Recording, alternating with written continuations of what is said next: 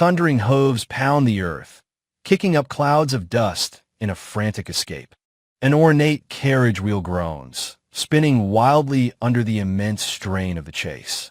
Panicked horses pull the lavish carriage, careening desperately across the rugged open plain. A monstrous black wolf, its maw open in a snarl, leaps through the dust. A hulking, tusked boar creature joins the relentless and terrifying pursuit. Inside, the attendant Gil urges his lady to hold on, promising safety is near. Arshuna cries out to Gil, reporting the monsters are upon them. She lets out a terrified scream as a violent lurch throws her off balance.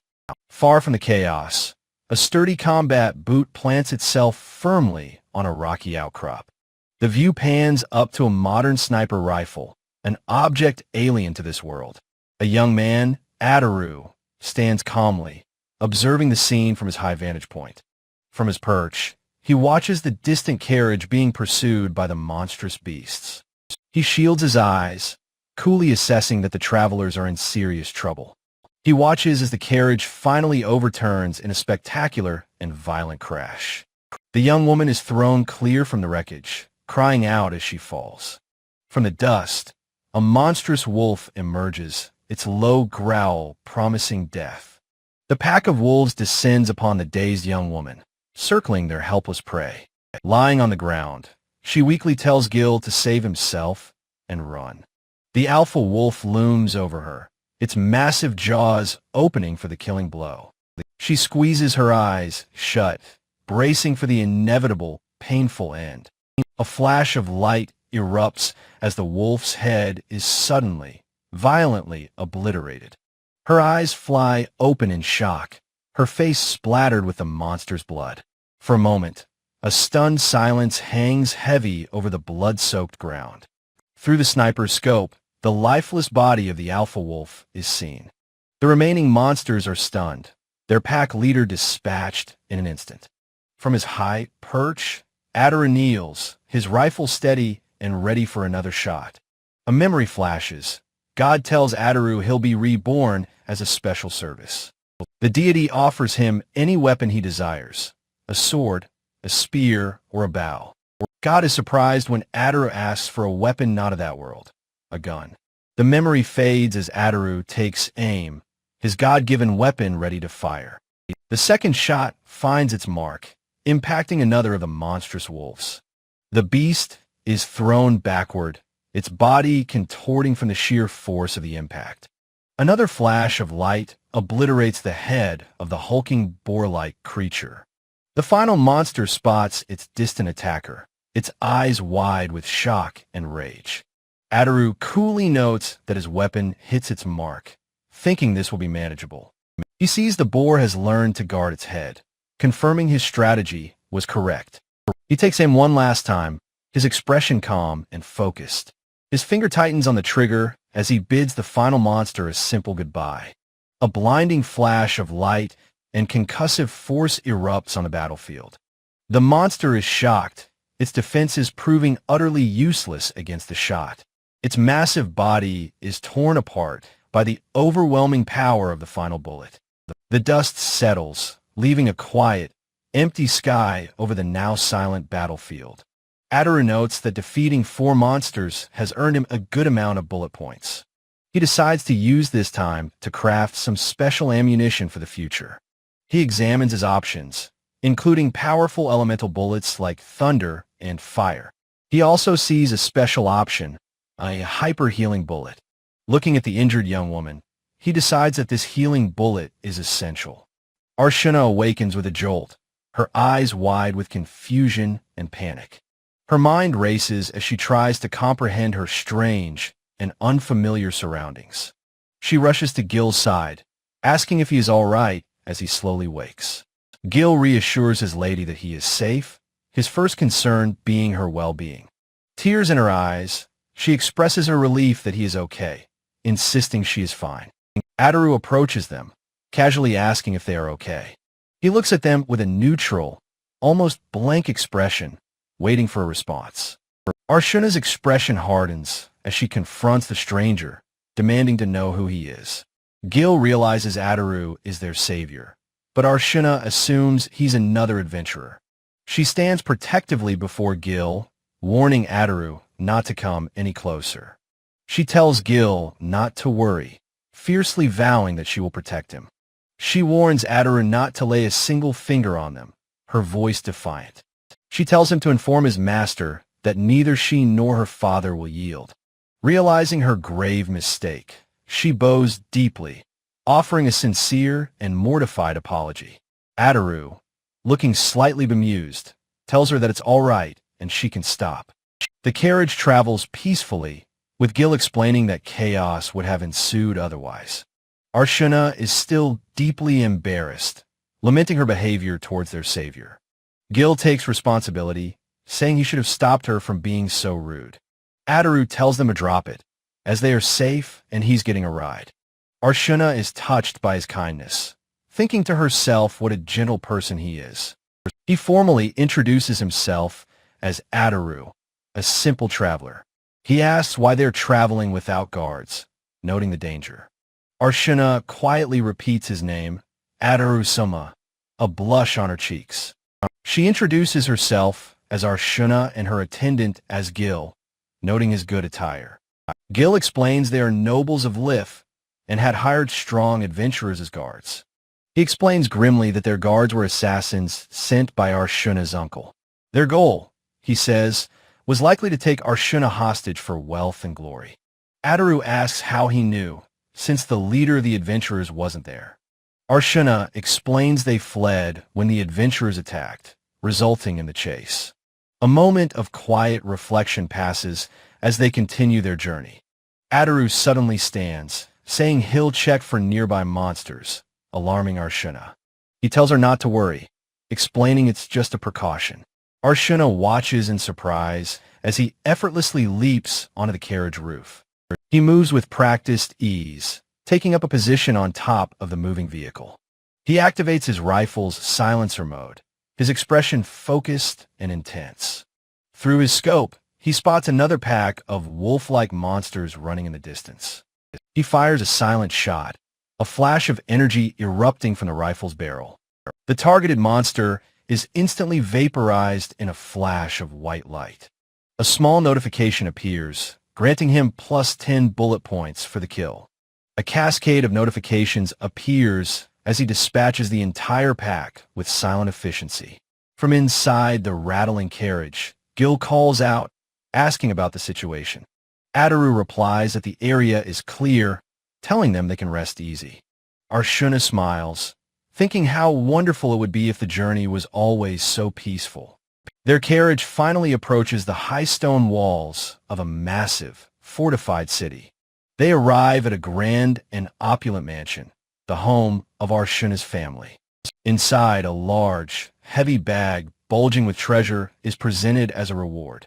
It is filled to the brim with glittering gold coins and precious jewels. Ataru stands in stunned silence, shocked by the immense value of the payment. Arshuna's father says this is only fitting, offering to bring more if it isn't enough. Ataru protests loudly, saying he can't accept so much for just killing a few monsters. Gil insists it is a reasonable reward for saving them and providing escort. Arshuna agrees with Gil, sweetly asking Ataru if he would like more sweets. Ataru considers the situation, realizing the power this lord wields is immense. Ataru considered the political ramifications of the lord's daughter being publicly rescued. If he accepted nothing, it would create an awkward situation for the noble family. He agreed to take a small reward, framing it as a finder's fee. The lord expressed his sincere relief at Ataru's display of wisdom. In the lavish room, the lord formally addressed the young traveler, Ataru. He thanked him again for saving both his daughter Arshuna and his attendant. Clenching his fist, he lamented that his own weakness had endangered his family. He declared that no amount of thanks would be enough. Ataru was their savior. The grand mansion stood as a testament to the family's high station. Ataru then made his own request, needing to learn about this unfamiliar land.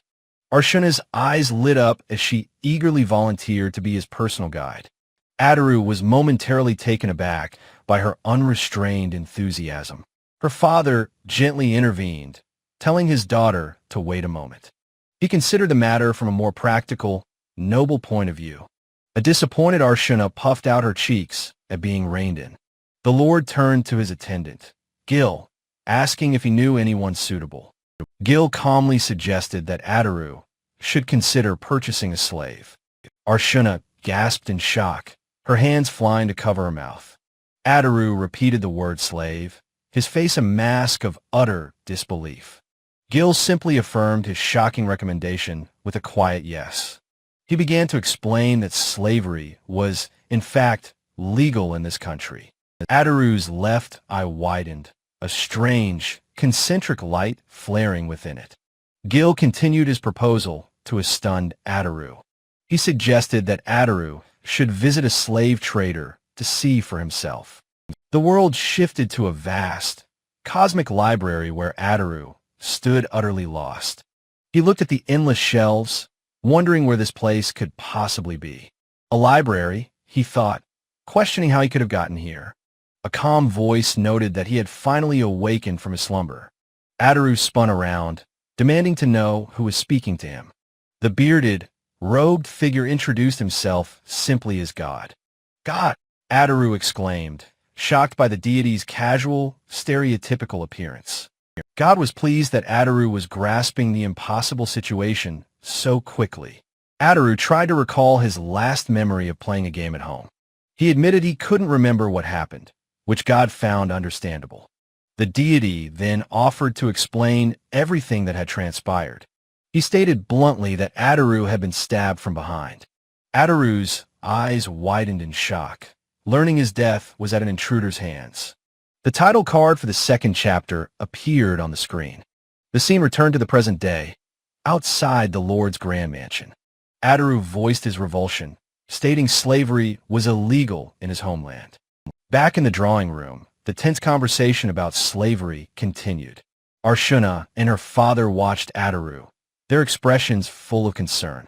Adaru admitted he couldn't quite comprehend the concept of slavery in this world. Gil offered to provide a more detailed explanation of the local customs. He described a regulated system with mandated living standards and vocational training. Many slaves, he noted, were knowledgeable about the city and its culture. He argued their quality as a labor force was therefore trustworthy. He correctly surmised that the potential for cruelty was Adaru's main concern. Adaru flinched as a strange power suddenly activated within him. His left eye flared, reacting instinctively to the very word slave. He wondered why his eye had responded to that specific concept. Arshuna noticed his sudden distress and called out his name worriedly. She asked if he was all right, offering him a guest room to rest. He quickly reassured her that he was fine, just lost in thought.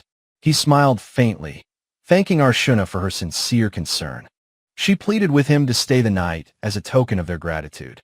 Her father agreed, and Adaru, seeing no way out, reluctantly accepted.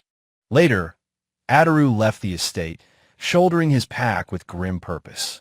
His expression was one of cold, unwavering determination. He walked through the city streets, his destination now clear in his mind. As he entered a new establishment, a booming voice welcomed him. The proprietor, a large man with an eye patch named Buzz, introduced himself. Adaru regarded the slave trader with a cool, unreadable expression. Buzz seemed intrigued by the serious demeanor of his new customer.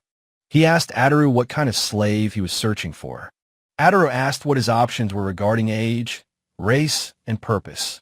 Buzz grinned, promising to introduce him to the best they had. Adaru specified that he wanted someone who wouldn't stand out. He added that she should be around his age and act as a travel companion. He paused, stating that he had one final, crucial condition. He needed someone who was tight-lipped and could be trusted with secrets. Buzz's grin widened. He understood perfectly and offered to lead the way. He guided Adaru up a set of stairs, telling him to watch his step. The slave trader fumbled with the keys to a large, heavy door. He prepared to unveil the merchandise in the main showroom. He gestured grandly, telling Adaru to behold their proud collection. A beautiful, scantily clad woman struck a dramatic pose for the potential buyer. A powerfully built man flexed, surrounded by sparkling aura. A cute, pigtailed girl tried to look as charming as possible. Buzz explained they were fallen nobles, but Ataru seemed unimpressed. The trader assured him not to worry, as they were all well-trained. Buzz was shocked as Ataru walked right past the display. A hulking, scar-covered warrior stood as a testament to raw power. A handsome, horned demonkin sat chained, his arms crossed defiantly. Buzz pointed out a rare dragonkin, but Ataru dismissed him as too conspicuous. The trader laughed nervously, suggesting a viewing might change Ataru's mind. Ataru sighed, clearly growing tired of the merchant's sales pitch. Suddenly, he froze, his body tensing as a strange power called to him. His expression became sharp and focused, his gaze fixed on something unseen. His mysterious left eye flared with a concentric, glowing light. His attention was drawn to a single, heavy door at the hall's end. Buzz was startled by his customer's sudden interest in that particular cell. Ataru stated that someone was inside and commanded Buzz to show him. The slave trader began to sweat, a look of profound unease on his face. He stammered that he really wouldn't recommend that particular slave. Leading him down a grim passage, he explained these were special, unsellable cases. As they walked, Ataru noted his eye was still reacting strongly. He observed that the cell ahead was significantly darker than the others. He questioned if the treatment was legal, which Buzz vehemently denied. Buzz fumbled to light a lantern, promising to illuminate the dark cell. A strange power pulses within Ataru's eye, causing him a moment of sharp pain. The sensation pulls him down a dark, dungeon-like corridor past other cells. Ataru urgently tells the guard to bring a light and drop it down quickly. The light reveals a small, huddled figure, breathing shallowly in the darkness. Buzz explains that the one in the cell is a beastkin child. He continues, saying they know nothing of her past, only that she was discarded. Her face is burned, her ear is damaged, and her limbs are also injured. Buzz concludes that she has lost the will to live and may not last long. Ataru stares intently at the girl, a look of recognition on his face. He realizes with certainty that she is the one he was drawn to. Buzz is stunned, asking if Ataru is truly considering this particular slave. Ataru affirms his decision with a simple, resolute yes. Looking at the girl, he declares that he is taking this child. Later, the legal contract is presented, detailing the master-slave ritual. In his office, Buzz explains the contract's terms to a seated Ataru. Buzz raises a final, crucial point about the slave's fate if Ataru dies. Ataru asks what the typical arrangements are in such a situation. Buzz lists the options: release, return, or in rare cases, inheritance. Ataru understands, and Buzz tells him to decide later and return when ready. A soft knock at the door announces that the preparations are finished. Buzz acknowledges this, then instructs the attendant to send her in. An attendant leads in the small, cleaned-up girl, who looks utterly dejected. Her distinctive beastkin ears are visible beneath the tattered hood. Her ankles are still wrapped in dirty bandages, a sign of her injuries. She is brought before Ataru and the slave trader, Buzz. Ataru stands before her, their gazes meeting for the first time. He introduces himself as Ataru and asks for her name. The girl looks up, her expression a mixture of fear and sorrow. The attendant prompts her, explaining that this man is her new master. She takes a shaky breath, her mouth opening to speak. She whispers that her name is Kiero, her voice barely audible. Overwhelmed, she begins to cry, pleading not to be found disgusting. Her body is racked with painful coughs as she sobs. Buzz tries to explain that her throat is also injured, but Ataru dismisses it.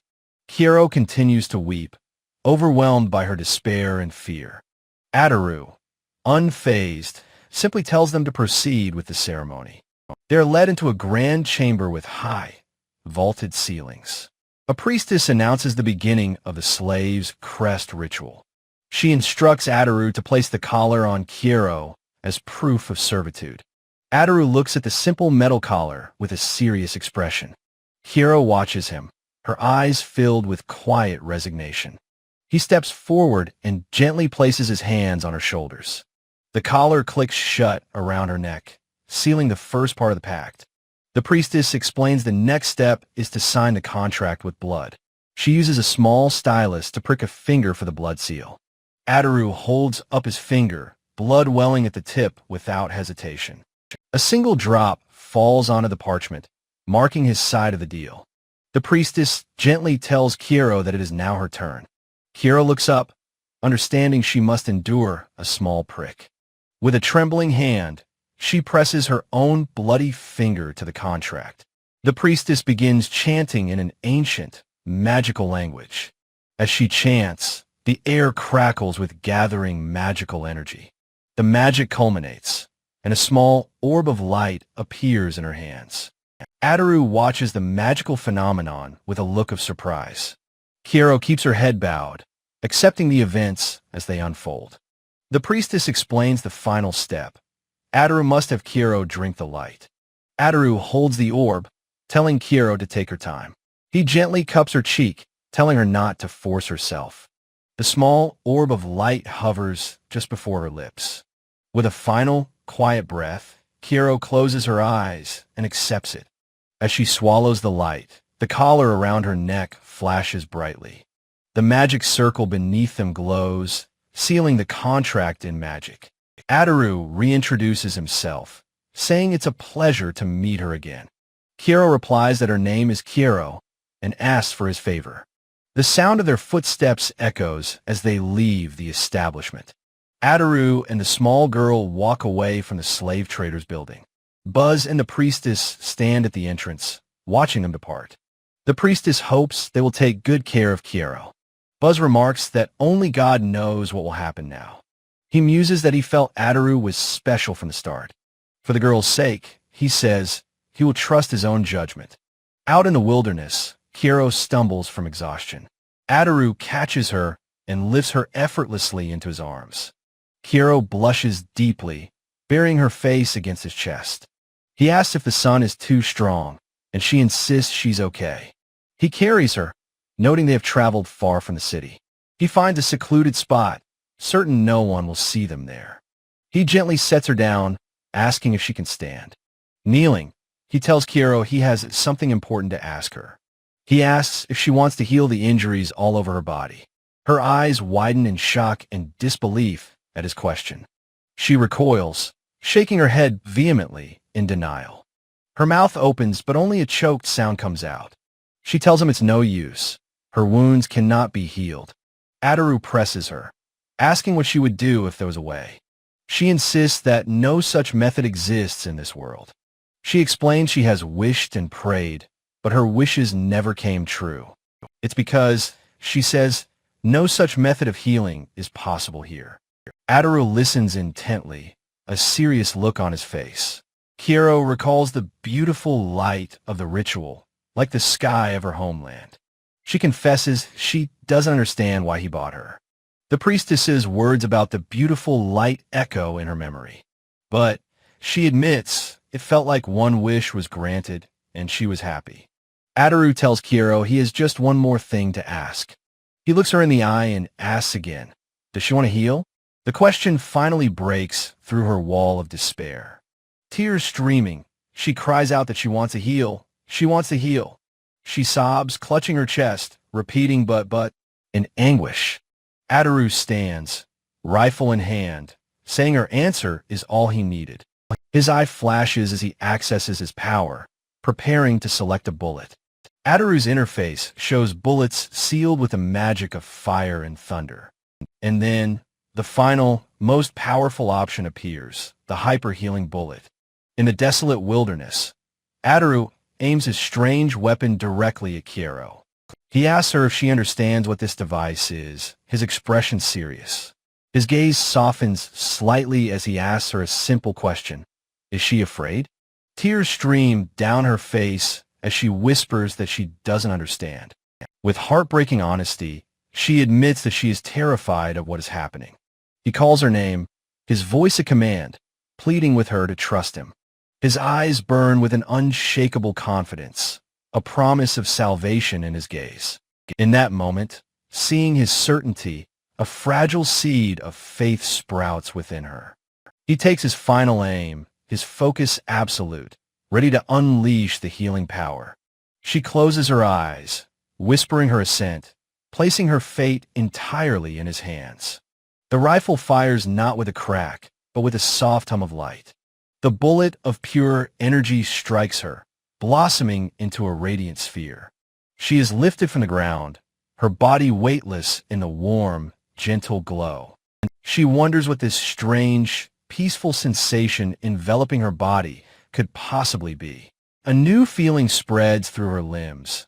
Her body is suddenly, strangely hot. She recognizes the sensation. It is pain, a feeling she had long forgotten. She remembers this feeling, a nostalgic ache that proves her body is alive again. Looking up at the sky, she feels a dawning sense of possibility. The light fades, leaving her sitting on the ground, her body completely whole. She calls out to Ataru, her voice clear, asking what just happened to her.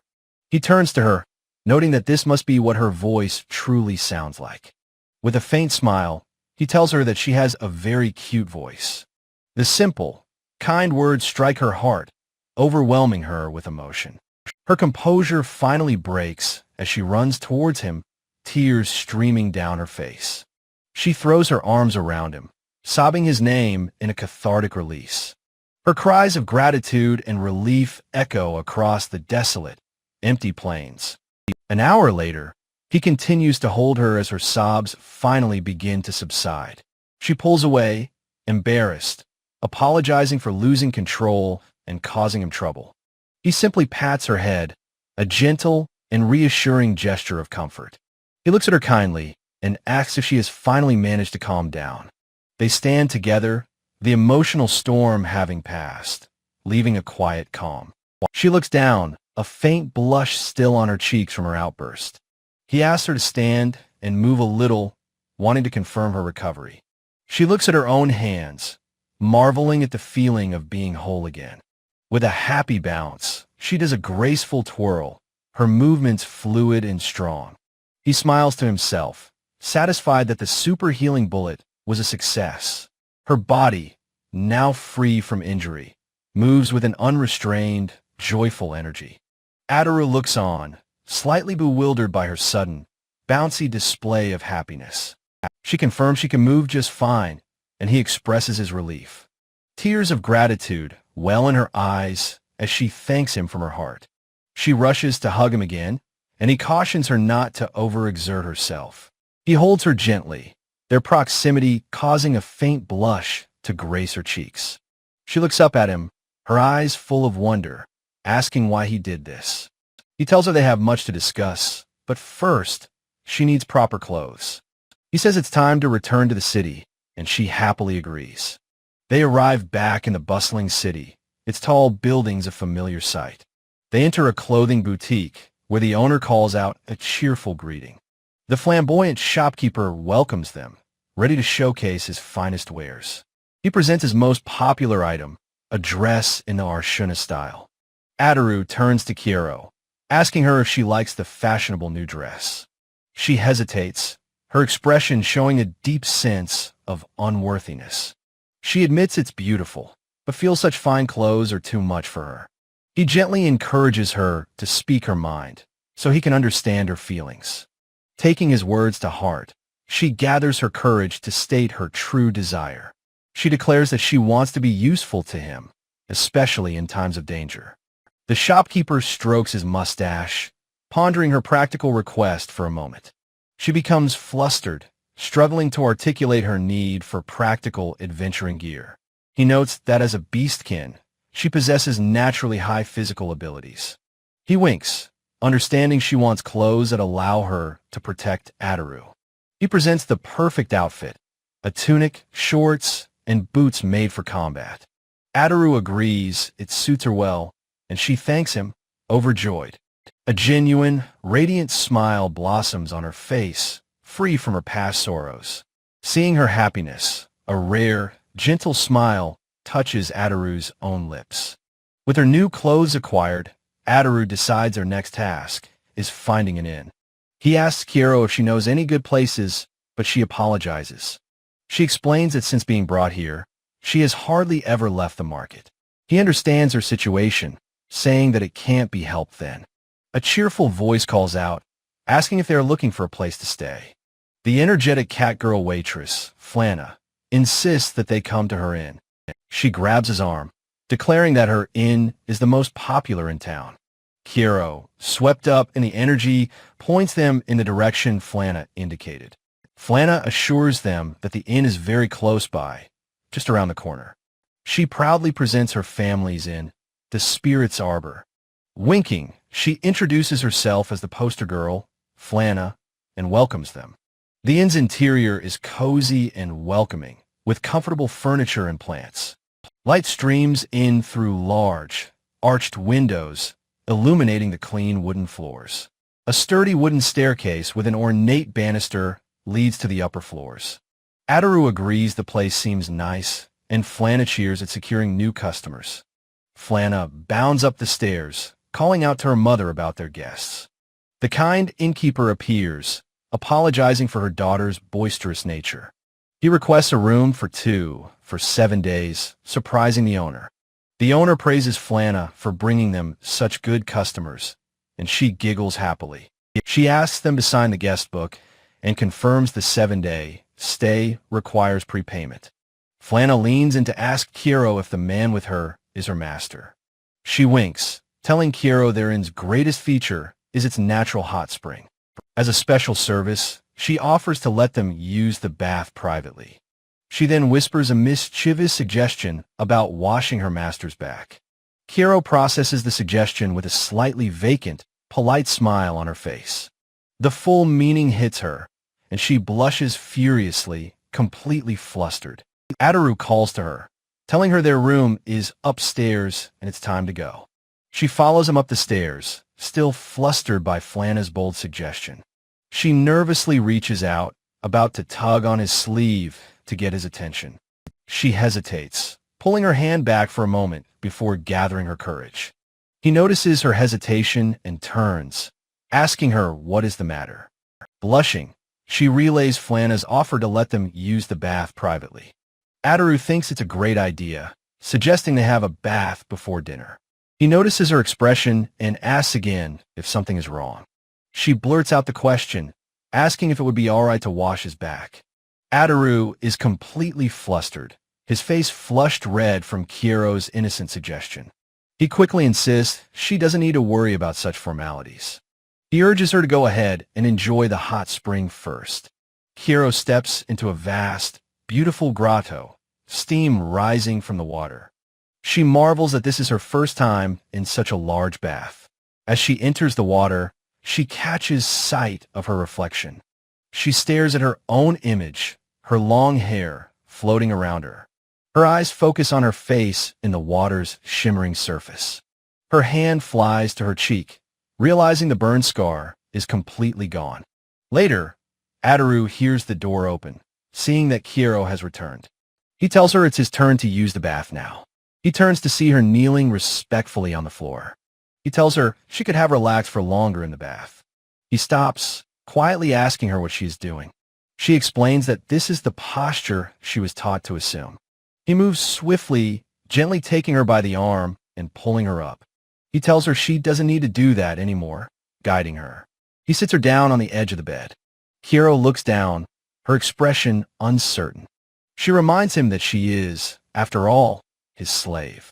Adaru looks at her seriously, asking her to listen carefully. Kiro looks up at him, her large eyes filled with curiosity. He says he considers her a partner and a friend for their journey.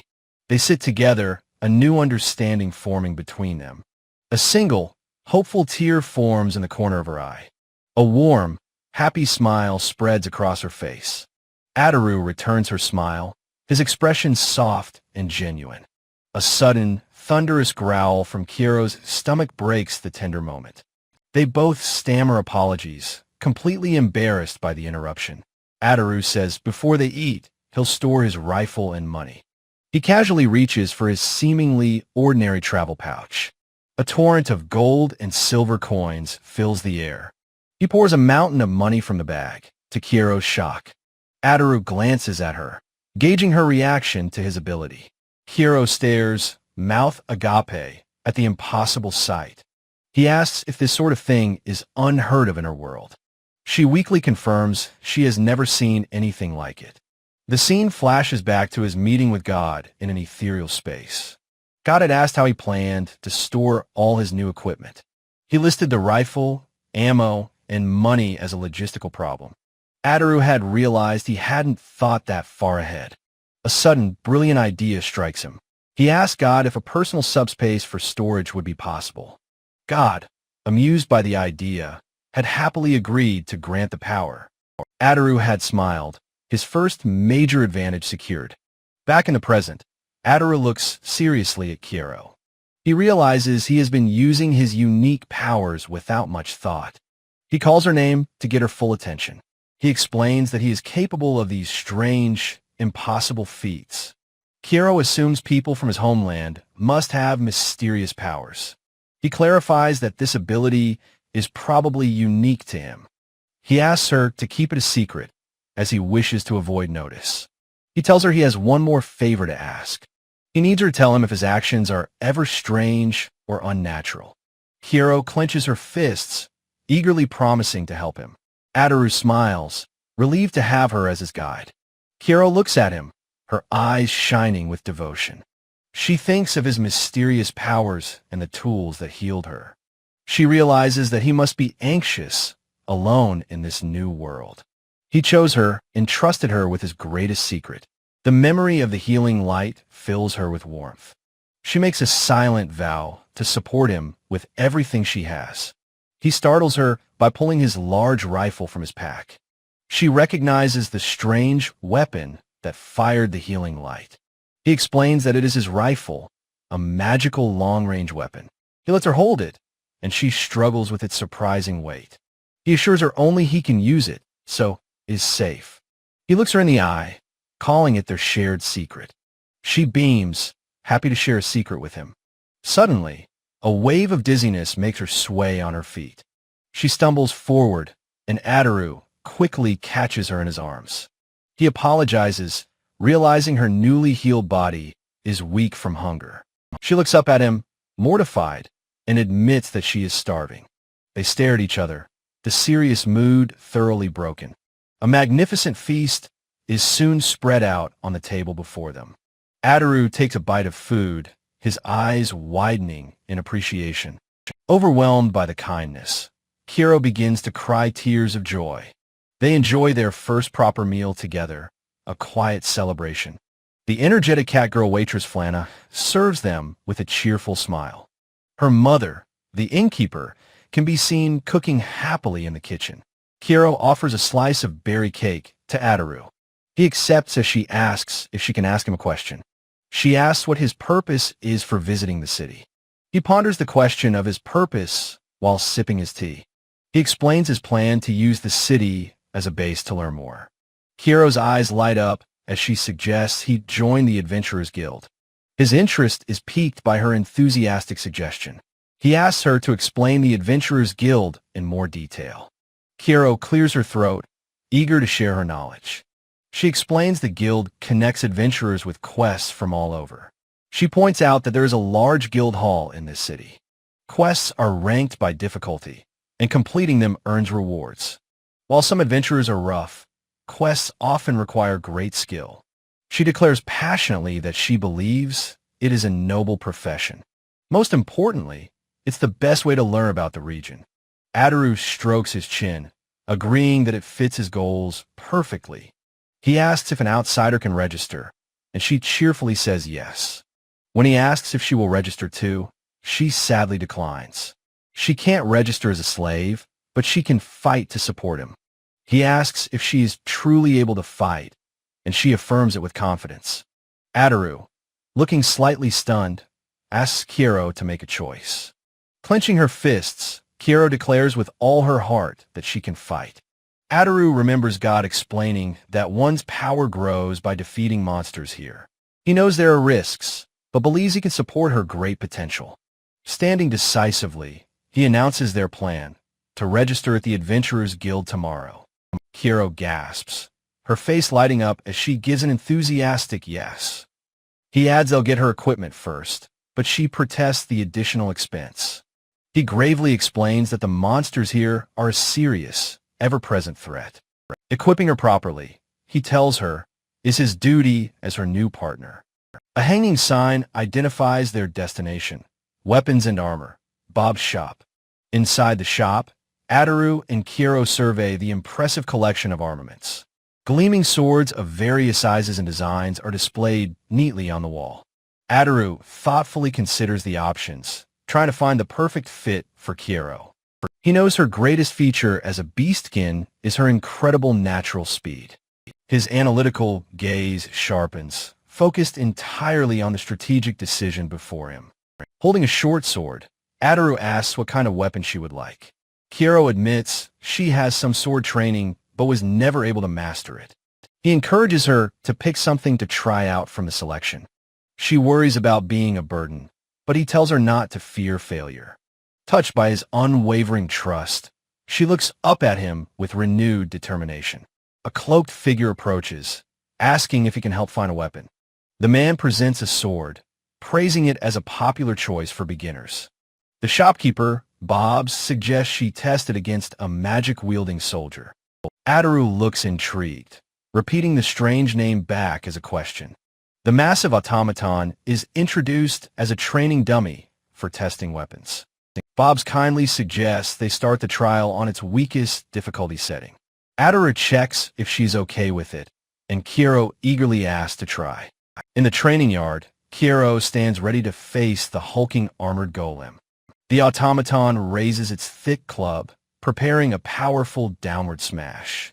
With incredible grace, Kiro slides under the brutal swing, easily dodging. Her expression is one of pure focus as she prepares her counterattack. She leaps into the air, bringing the sword down toward the golem's head. The weapon's weight throws her off balance, hindering her fluid movements. The blade clangs harmlessly off the metal, the impact jarring her arm. Ataru watches the exchange from the sidelines, a look of concern growing. He quickly realizes the heavy sword is controlling her more than she it. His eyes narrow as he analyzes the problem with her current weapon choice. Kiro dodges another powerful swing from the relentless automaton. He calls out her name, tossing a small, leaf-bladed knife toward her. Ataru urgently tells her to try using the knife he just threw. Without hesitation, Kiro responds with a sharp, determined yes. She drops the clumsy sword, her body already twisting to catch the knife. Now armed with a lighter weapon, she faces the golem with new confidence.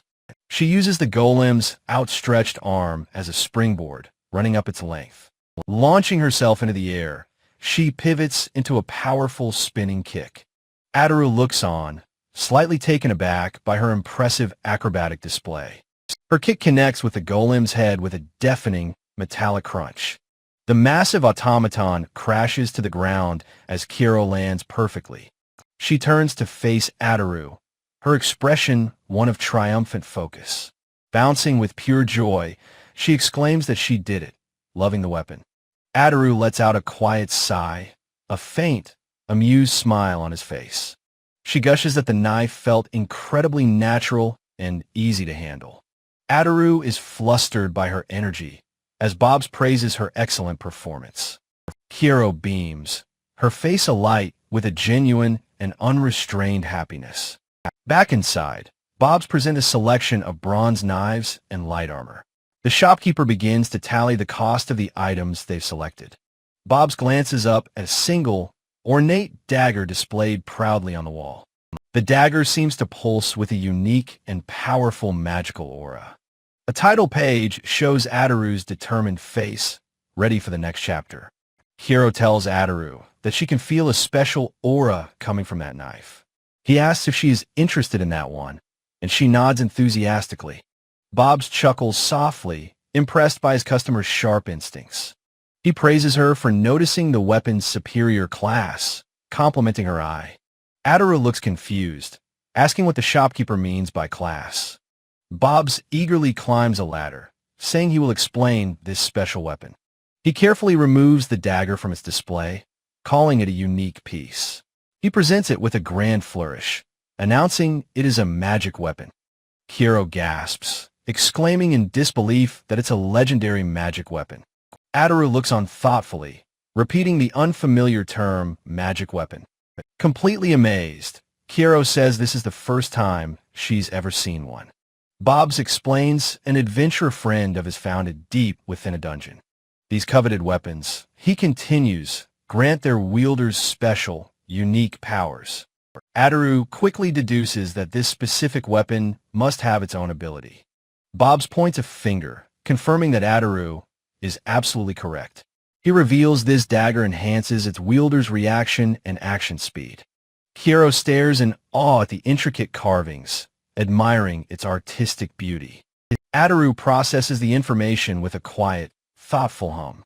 Kiro, snapping back to reality, points out that it must be expensive.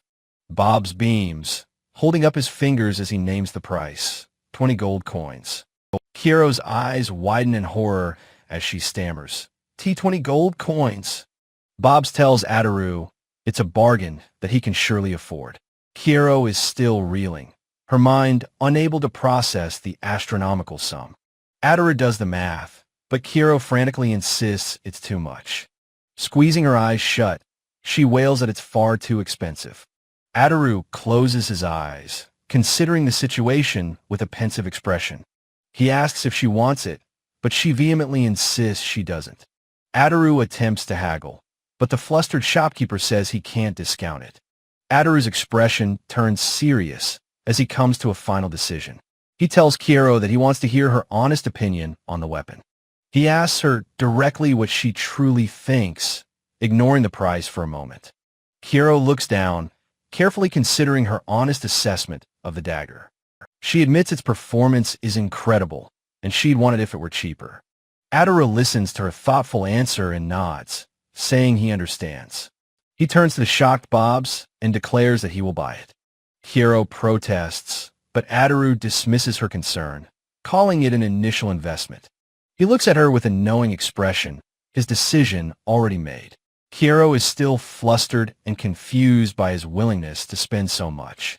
He tells her not to worry, explaining it's a necessary upfront cost.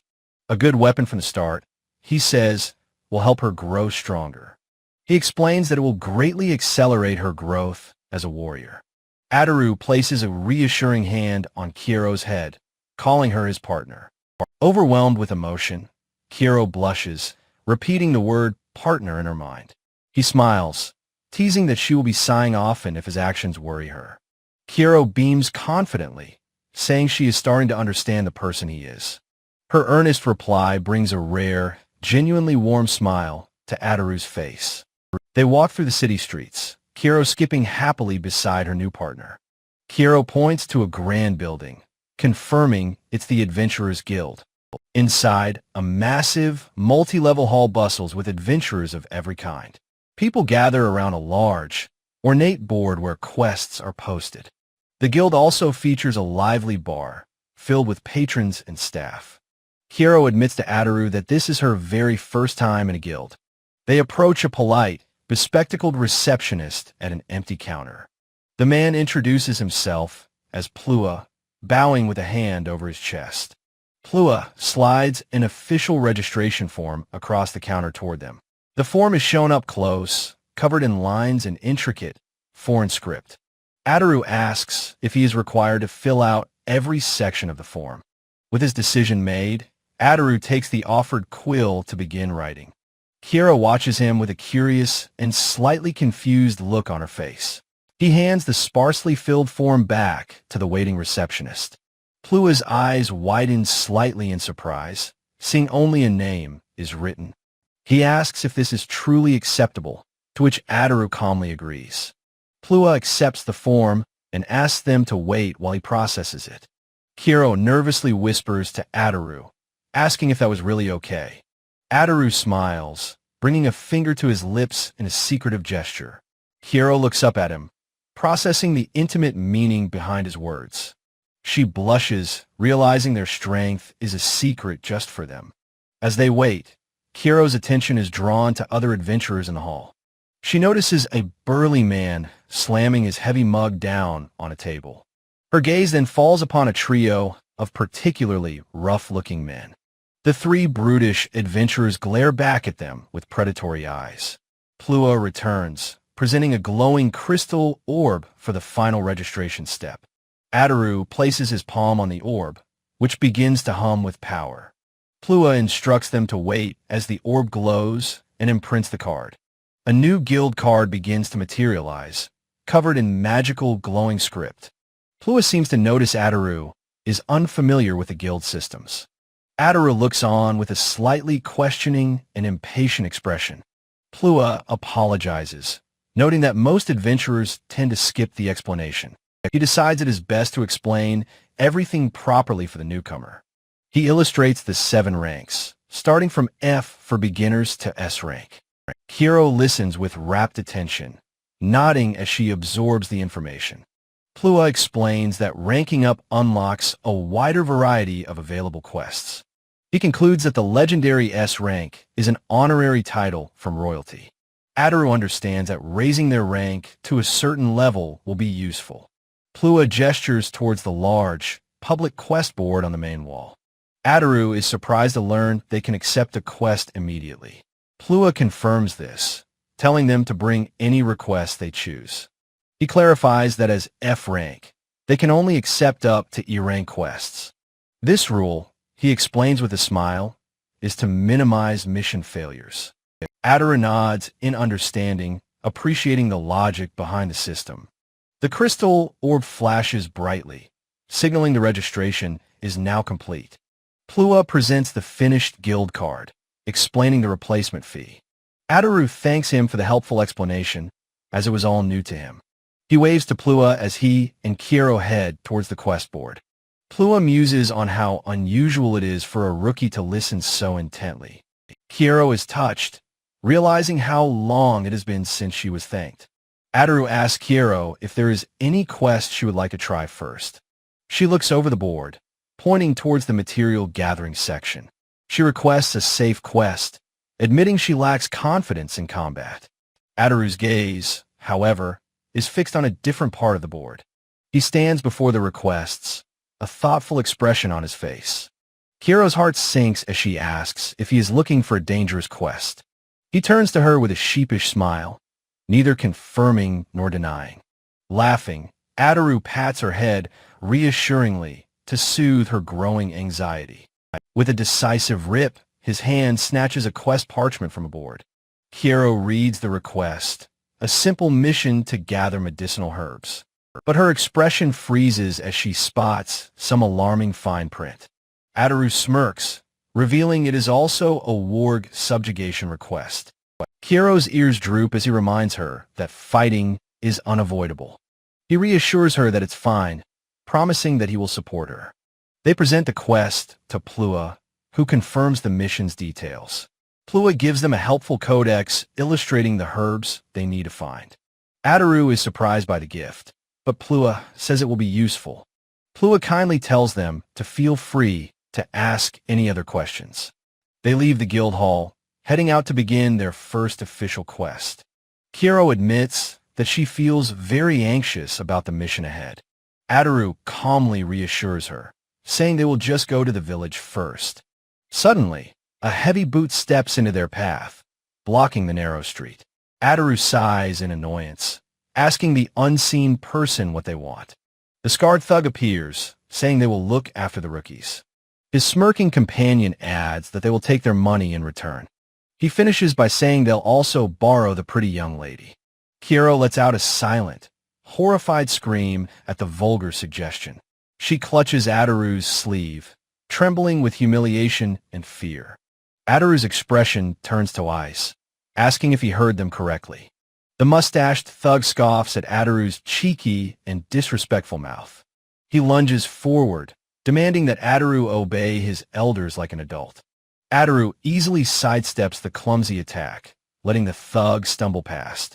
The thug angrily yells at his companions to help him out. Ataru's hand moves in a blur, drawing his compact stun gun. He aims the weapon directly at the scarred thug's temple. The mustache thug is also targeted, the sight right between his eyes. Hearing the commotion, Plua peeks out from the guild's entrance. Ataru's eyes are cold and emotionless as he utters a single word, "Goodbye." He fires, and all three thugs are simultaneously struck by energy bolts. He calmly tells a stunned Kiro not to worry about the unconscious men. The mustache thug groans, his eyes rolling back in his head. The other two lie in a heap, smoke rising from their bodies. Ataru notes the stun bullets are effective and plans to get more BP. Kiro stares up at him, completely speechless at his overwhelming power. From a high window, a mysterious dark-skinned elf observes the scene below. Kiro looks down, her expression filled with worry and self-doubt. From a window, a stunning, dark-skinned elf with glasses peeks out. Kiro appears flustered and blushing, while Ataru looks on with a smile. Ataru's eyes narrow with cold focus as he confronts the thugs. With a crack of his rifle, the alpha wolf's head explodes violently. Ataru fires his stun gun, sending a bolt of energy at a thug. The brutish thug leader lunges forward, his fist raised to strike Ataru. The thug's face contorts in agony as electricity courses through his body. With 3 sharp zaps, the thugs collapse into an unconscious heap. The guild receptionist, Plua, appears, shocked by the scene of carnage below. Plua realizes with horror that Ataru just defeated 3 derankers instantly. A stunned Plua asks Ataru what just happened in the alleyway. Ataru dismisses it as an internal squabble, adding that the strong don't boast. He turns to help a stunned Kiro, who has fallen to the ground. He asks Kiro if she can stand, telling her to hold on to him. She takes his gloved hand, whispering that she is all right now. Kiro stands, looking up at her protector with a newfound sense of awe. Her eyes sparkle with amazement as she tells Ataru he is incredible. Ataru coolly replies that the thugs were just weak and their movements sloppy. Kiro looks up at him, insisting that he is truly amazing. He notices her intense stare and asks if she is injured anywhere. Flustered, Kiro waves her hands, assuring him she is fine. Ataru tells Plua to deal with the unconscious thugs as they are leaving. From the guild, Plua wishes them a safe journey on their quest. They leave the city, walking into the vast, open plains together. Kiro follows a few steps behind Ataru, her mind racing with thoughts. She recalls her fight with the automaton, a completely different feeling. When the thugs attacked, she remembers her body froze in fear. Ataru had trusted her, even buying her an expensive magic weapon. She worries that if she fails, she will tarnish Ataru's reputation. She knows her failure could even put him in grave danger. She frets over something happening to Ataru because of her inadequacy. Lost in thought, she bumps right into Ataru's back with a startled yelp. She apologizes profusely, but Ataru quiets her with a silent gesture. He points to a thicket ahead, asking if she sees the figures within. In a small clearing, a band of goblins relaxes around their camp. Kiro identifies them as goblins, creatures that attack villages in swarms. She adds that sometimes they even prey on unwary adventurers. A sudden, concussive blast obliterates the entire goblin encampment in an instant. Ataru explains that this long-range attack is his primary combat method. He clarifies that the stun gun and healing bullets are for special situations. Kiro stares at the rifle, whispering that it is amazing. She looks up at him, her eyes shining, and exclaims how amazing he is. Ataru says the weapon is excellent, but Kiro insists he is the amazing one. She realizes he attacked 3 targets at once, and did so twice instantly. Ataru is genuinely surprised that she was able to deduce his technique. He asks if she really saw how he took down the thugs. She clenches her fists, declaring that's why he is so incredible. Ataru reflects that even the thugs themselves likely didn't understand what happened. A thought solidifies in his mind about Kiro's true potential. He tells her that her abilities are even greater than he anticipated. He places his hands on her shoulders, telling her to have more confidence. He promises to support her with all his strength, just like his earlier attack. She looks up, asking if that will help her feel more at ease. He smiles warmly and gives her head a reassuring pat. Overwhelmed by his kindness, Kiro bursts into a flood of happy tears. She throws herself at him, hugging him tightly and sobbing. Crying into his chest, she vows to do her very best for him. As he comforts her, Adoru has a sudden realization about quest rewards. He tells her she can use or share the money freely. Adoru and Kiro stand ready for their next adventure together. They arrive at a village, where Kiro sees the worried faces of the people. Adoru says he wants to hear the quest details and get moving quickly. The village elder stammers, trying to downplay the severity of their problem. Kiro offers a gentle, reassuring smile to the nervous villagers. The villagers are relieved and agree to explain the situation immediately. The elder explains that recently, a pack of wolves has been attacking. He says that while this has happened before, they could always fight them off. Adoru correctly deduces that this time, the number of monsters is larger. The elder sweats, admitting that is part of the problem. He reveals that a massive alpha wolf leads the pack this time. Adoru puts a hand to his chin, realizing there is a boss-class monster. Kiro looks on, a bead of sweat on her cheek, concerned.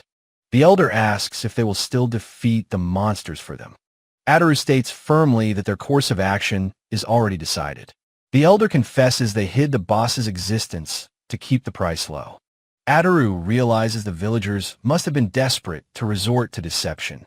He tells the villagers it's fine, but to keep the boss a secret. The villagers are overcome with relief and gratitude for his understanding. Adoru asks for the location, and a villager quickly provides a map. They leave the village, heading towards the distant, rugged mountains. Kiro asks if it was wise to accept such a dangerous quest. Adoru smirks, saying it's a perfect opportunity to test his strength. He adds with a wry smile that they should have gotten a bigger reward. Adoru finds a high vantage point and prepares to set up his rifle. He brings the rifle to his shoulder, the metallic click echoing softly. Through his scope, he spots the wargs, asking Kiro if she sees them. He confirms their location is around the back of a rocky area. He counts 10 targets, which Kiro assumes includes a boss in the cave. Adoru agrees, saying that is the most likely scenario. He lays out the battle plan. Kiro will sneak close and signal him. He decides to use a special fire bullet for his opening attack. He tells Kiro it's her turn if any enemies survive his initial volley. He explains the crucial part. The boss may emerge from the cave. Kiro immediately understands her role is to draw the boss's attention. He warns her sternly not to overdo it. Her only job is to get its attention. Her eyes shining with determination, Kiro accepts her mission without hesitation. Adoru declares that they will finish this entire operation before sunset. Kiro sprints, knowing the key to victory is isolating the boss. Her resolve is firm. Adoru showed her what was possible, and she will not fail. Kiro moves swiftly through the forest, a blur of silver hair and motion. From the cover of dense foliage, she carefully scouts the enemy's position. A pack of vicious wargs mills about the entrance to their rocky den. She spots her partner and gives a confident thumbs up, signaling she is ready. Adoru sees her signal through his scope, his expression focused and ready for action. He confirms his readiness and tells Kiro that it is time to begin. His eye pressed to the scope, Adoru takes careful aim at the ward pack. A silent streak of brilliant light cuts across the twilight sky towards the target. One of the wargs senses danger a moment too late, its head snapping up. The magical projectile continues its silent, inexorable path through the air. The beast reacts with sudden shock as the attack is upon them. Adoru smirks, pleased with the perfect placement of his opening shot. A warg roars in terror and pain as the world around it erupts. The fire bullet detonates, creating a chain reaction of violent, fiery explosions. Two wargs are thrown through the air, consumed by the concussive force. The blast wave rips through the pack, sending bodies flying amidst the smoke. The encampment is a scene of total devastation, wreathed in smoke and fire. His voice echoes, commanding Kiro to engage any survivors of his initial attack. Her eyes narrow with fierce determination. She understands her mission perfectly. From the smoke, two enraged survivors charge forth, ready for a fight. One of the survivors snarls, shocked as a new threat appears before it. Kiro bursts from her cover, a whirlwind of motion descending upon the wargs. The two beasts turn on her, their maws dripping as they prepare to attack. She calls upon her magic weapon, demanding it lend her its incredible power. She leaps gracefully through the air, easily evading a clumsy lunge from a warg. The warg is baffled by her incredible, impossible speed. She marvels at the sensation, feeling as if she is one with the wind. She becomes a blur, weaving between the two beasts with supernatural agility. Filled with newfound confidence, she declares that she can win this fight. One of the beasts lunges forward, its claws extended and fangs bared. She easily sidesteps and sinks her blade into the first warg's throat. Without pausing, she pivots and delivers a clean, killing blow to the second. Her boots touch the ground lightly, her movements fluid and controlled. She stands victorious amidst the fallen monsters, the immediate threat now neutralized. She confirms the pack is eliminated, but a sense of unease still lingers. A strange sound from the cave catches her attention, her body tensing. A low rumbling echoes as a dark, malevolent energy billows from the den. She watches with growing alarm as the ominous black smoke pours out. A huge, clawed paw slams down on the rock at the cave's entrance. The massive, shadowy head of a far greater beast emerges from the darkness. She wonders if this is the alpha, but her instincts scream otherwise. A horrifying realization dawns as she stares into its monstrous, fanged maw. She stands frozen in terror before the immense, newly revealed monster. She screams a desperate warning to Ataru, her knives held in a defensive cross. From his perch, Ataru raises his rifle, his expression grim and serious. The death wolf's intelligent eyes glow with malice as it lets out a low growl. The monstrous death wolf emerges completely, its form wreathed in shadow. Her eyes widen with shock and fear at the sight of the true enemy. The beast charges with incredible speed, and she realizes it's dangerously fast.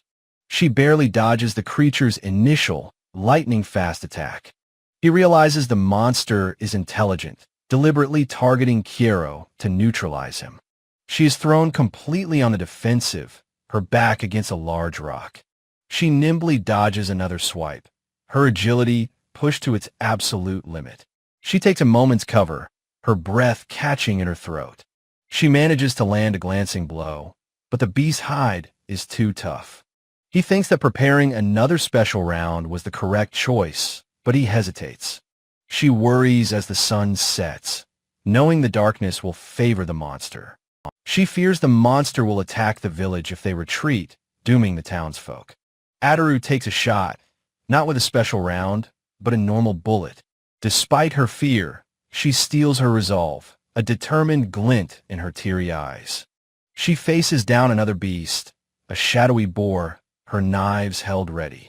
His special ability interface flashes in his vision as he crafts a new bullet. The bullet strikes the death wolf's shoulder, momentarily staggering the massive creature. She seizes the brief opening, charging forward with a determined cry. Her blade flashes through the air as she prepares a powerful strike.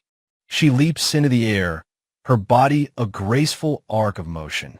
She lands a solid blow on the monster's flank, drawing its attention. Enraged, the death wolf lets out a deafening roar of pure fury. It retaliates with a savage swipe of its massive, clawed paw. She raises her arms to defend herself, but the blow is too powerful. Her precious knives are sent skittering across the ground as she is thrown back. She stumbles, her footing lost from the force of the impact. Her face is a mask of shock as she realizes her vulnerable position. The death wolf looms over her, preparing to deliver the final, killing blow. She cries out as she is thrown through the air by the monster's attack. Bruised and battered, she pushes herself up, declaring she can still fight. Ataru's crosshairs settle on the distracted monster, his shot perfectly lined up. The view through the scope is clear, the target locked.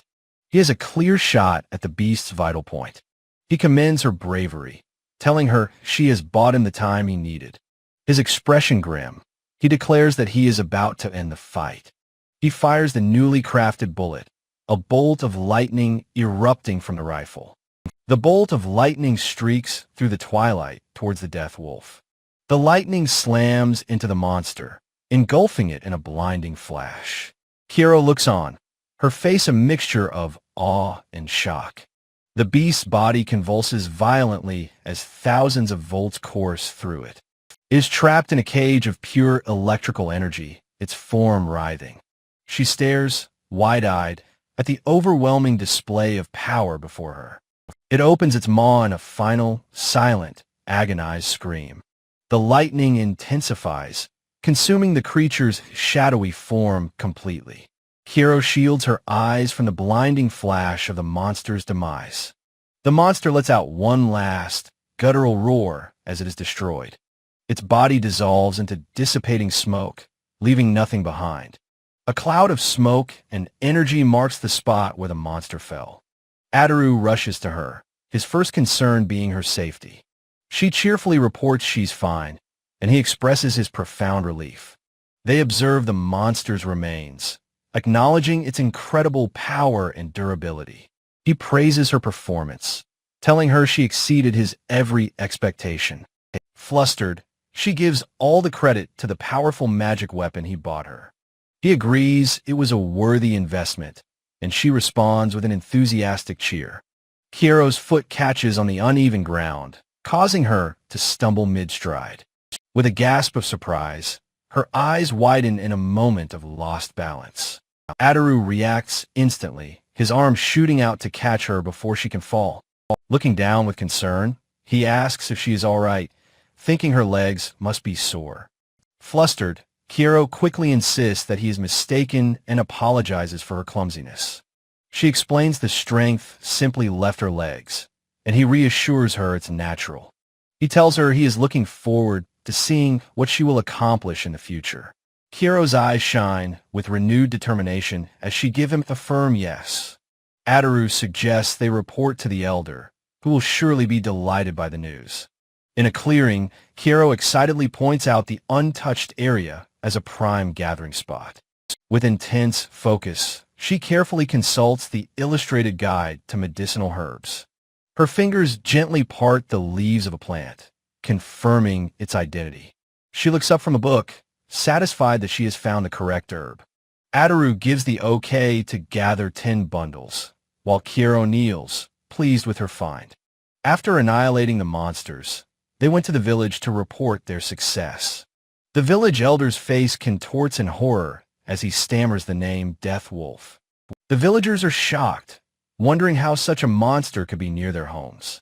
Ataru observes their genuine terror, realizing they were truly unaware of the threat. The elder bows deeply, apologizing for having exposed them to such a grave danger. The other men rush to his defense, insisting that they should be the ones to blame. Kiro tries to placate them, saying they can sort out the reward later. Ataru calmly says there is no need to argue, as they made it out safely. He advises them to be more accurate with future requests to ensure everyone's safety. Moved to tears, the elder thanks him profusely and promises to heed his words. Ataru presents the massive fang of the death wolf as undeniable proof of their deed. Kiro eagerly raises her hand, asking if she can assist with dismantling the carcasses. She explains her desire to learn other skills to become a better partner for him. Her expression is full of resolve as she thinks about becoming a true adventurer. Ataru is pleased by her proactive desire to be useful beyond her designated role. She proudly shows him the meat she prepared, promising to study and learn more. He smiles warmly, telling her that her initiative is a wonderful thing. He reflects on how monsters are a food source here, another aspect of his new world. The villagers had shown their immense gratitude by preparing a feast for them. While gathering more herbs, Kiro asks if it was right to leave without saying goodbye. Adaru explains that it's better this way, as the best herbs are picked at dawn. She smiles, understanding and agreeing with his practical reasoning. Kiro is stunned by the huge pile of herbs Adaru has already gathered by himself. He explains it's part of his ability, telling her to work at her own pace. She thoughtfully considers his encouragement to do her best on her own terms. Adaru reaffirms his promise to give her spending money, much to her shock. He smiles, confirming he is serious and looking forward to their total reward. Blushing with gratitude, Kiro gives him a quiet, heartfelt thank you. He asks if there is anything she wants, encouraging her not to hold back. She hesitates for a moment, her expression thoughtful as she considers his offer. She timidly asks if it's okay to name a few things, and he readily agrees. She declares her first wish, to continue helping him on his adventures. Adaru listens intently, his gaze fixed on her as she speaks from the heart. She explains her childhood dream was to become an adventurer after being saved by one. Though she can't officially register, she would be happy just to support him. He assures her that she will always be by his side on his journey. Her face lights up with pure joy as she happily accepts his promise. When he asks for her other wish, she says she wants to visit her homeland. The only image she has of her home is the faint landscape from her dreams. She explains that she was born in the distant land of the beastkin. Orphaned and alone, she has always longed to one day see the country of her birth. Adaru listens to her sorrowful story, his expression hardening with resolve. He takes a single, deliberate step, closing the distance between them. He stands before her, a silent bastion of strength and determination. Kira looks up at him, her eyes filled with a fragile, burgeoning hope. Taking her hand, he makes a solemn vow to take her to the land of the beastkin. His gaze is firm and unwavering, leaving no doubt about his promise. Overcome with emotion, Kiro beams, thanking him with all her heart. Adaru decides it is time to return to the city and report their success. The grand, ornate structure of the Adventurers Guild stands tall in the city. Other adventurers stare in disbelief at the massive bundle of herbs Adaru carries. Adaru turns to Kiro, asking if carrying such a large amount is unusual. She shyly confirms that it is probably quite strange for most people. Inside the guild, she explains one would need a rare expansion bag for such a haul. She clarifies it's an expensive magic item that holds more than its size suggests. Adaru mentally files the information away, considering it a potentially useful purchase. For now, he decides to focus on reporting the quest completion. Plua, the receptionist, greets them with surprise, noting their quick return. Adaru reports their success, asking the guild to purchase their surplus herbs. He places the village documents and the magic stone on the counter as proof. Seeing the stone, Plua urgently calls for assistance to handle the high-level report. The flustered receptionist pinches the bridge of his nose, feeling overwhelmed. He asks them to return tomorrow, but Adaru questions if it will really take that long. A calm, authoritative voice cuts in, asking them to follow him instead. Adaru turns, his expression questioning, toward the unexpected interruption. The man politely invites them to come behind the counter to a private area. He leads them up a grand staircase, away from the bustling main floor. They walk down a quiet, opulent hallway reserved for senior staff. The man announces their arrival at a large set of ornate doors. He gestures for them to enter the office beyond. The heavy wooden doors swing open with a deep, resounding creak. The first thing they see is a cascade of long, flowing white hair. The view pans down, revealing an elegant and powerful female form. She is clad in beautiful, ornate armor that accentuates her powerful build. The focus lingers on her impressive physique, hinting at her immense strength. The stunning, dark-skinned elf introduces herself as the guild master, Franferia. She greets them formally, her expression a mask of cool authority and grace. The scene shifts to the three of them seated within her lavish office. Ataru calmly introduces himself to the formidable guildmaster. He then gestures to his companion, introducing the nervous Kiero. Franferia apologizes for the summons, explaining she has a few questions. She places the large, faceted magic stone on the table between them. Kiero gasps, instantly recognizing the proof of their battle with the Death Wolf. She whispers frantically to Ataru that this will expose their deception to the villagers. Franferia smiles, amused by Kiero's earnest and clumsy attempt at discretion. Her smile fades as she fixes Ataru with a sharp gaze, asking where he got the stone. Ataru feigns thoughtfulness, trying to recall where he found the slain Death Wolf. Franferia sees through him, noting his desire is to avoid conflict, not hide power. Her sharp eye analyzes him. She surmises he possesses a unique, special power. Kiero watches the tense exchange, a look of deep concern on her face. Ataru's gaze remains steady, assessing the guildmaster's sharp perception. He realizes her eyes are too sharp. They see through any attempt to hide his intentions. She notes the profound dignity he carries, belying his youthful appearance. He knows a clumsy lie will only create unnecessary and unwanted suspicion. He offers to speak more formally, but she calmly tells him to remain as he is. She leans in, stating he must know this situation is about more than one monster. Ataru and Kiero listen intently, realizing their simple story has been unraveled. His expression is grim, understanding that the truth is now unavoidable. He sighs in resignation, knowing she will see through any further deception. He agrees to tell her everything, but only if she accepts his 3 conditions. Without hesitation, Franferia agrees to hear and accept his conditions. He states his first term. The villagers of Westan must not be punished. His second condition is that everything he reveals must remain confidential. For his third and final condition, he gestures to the large magic stone. He demands that she, personally, must purchase the magic stone from him. With a nod of understanding, Franferia accepts all 3 of his terms. Ataru explains the quest, the boss monster, and how the 2 of them defeated it. Franferia listens to his tale, her arms crossed as she processes the information.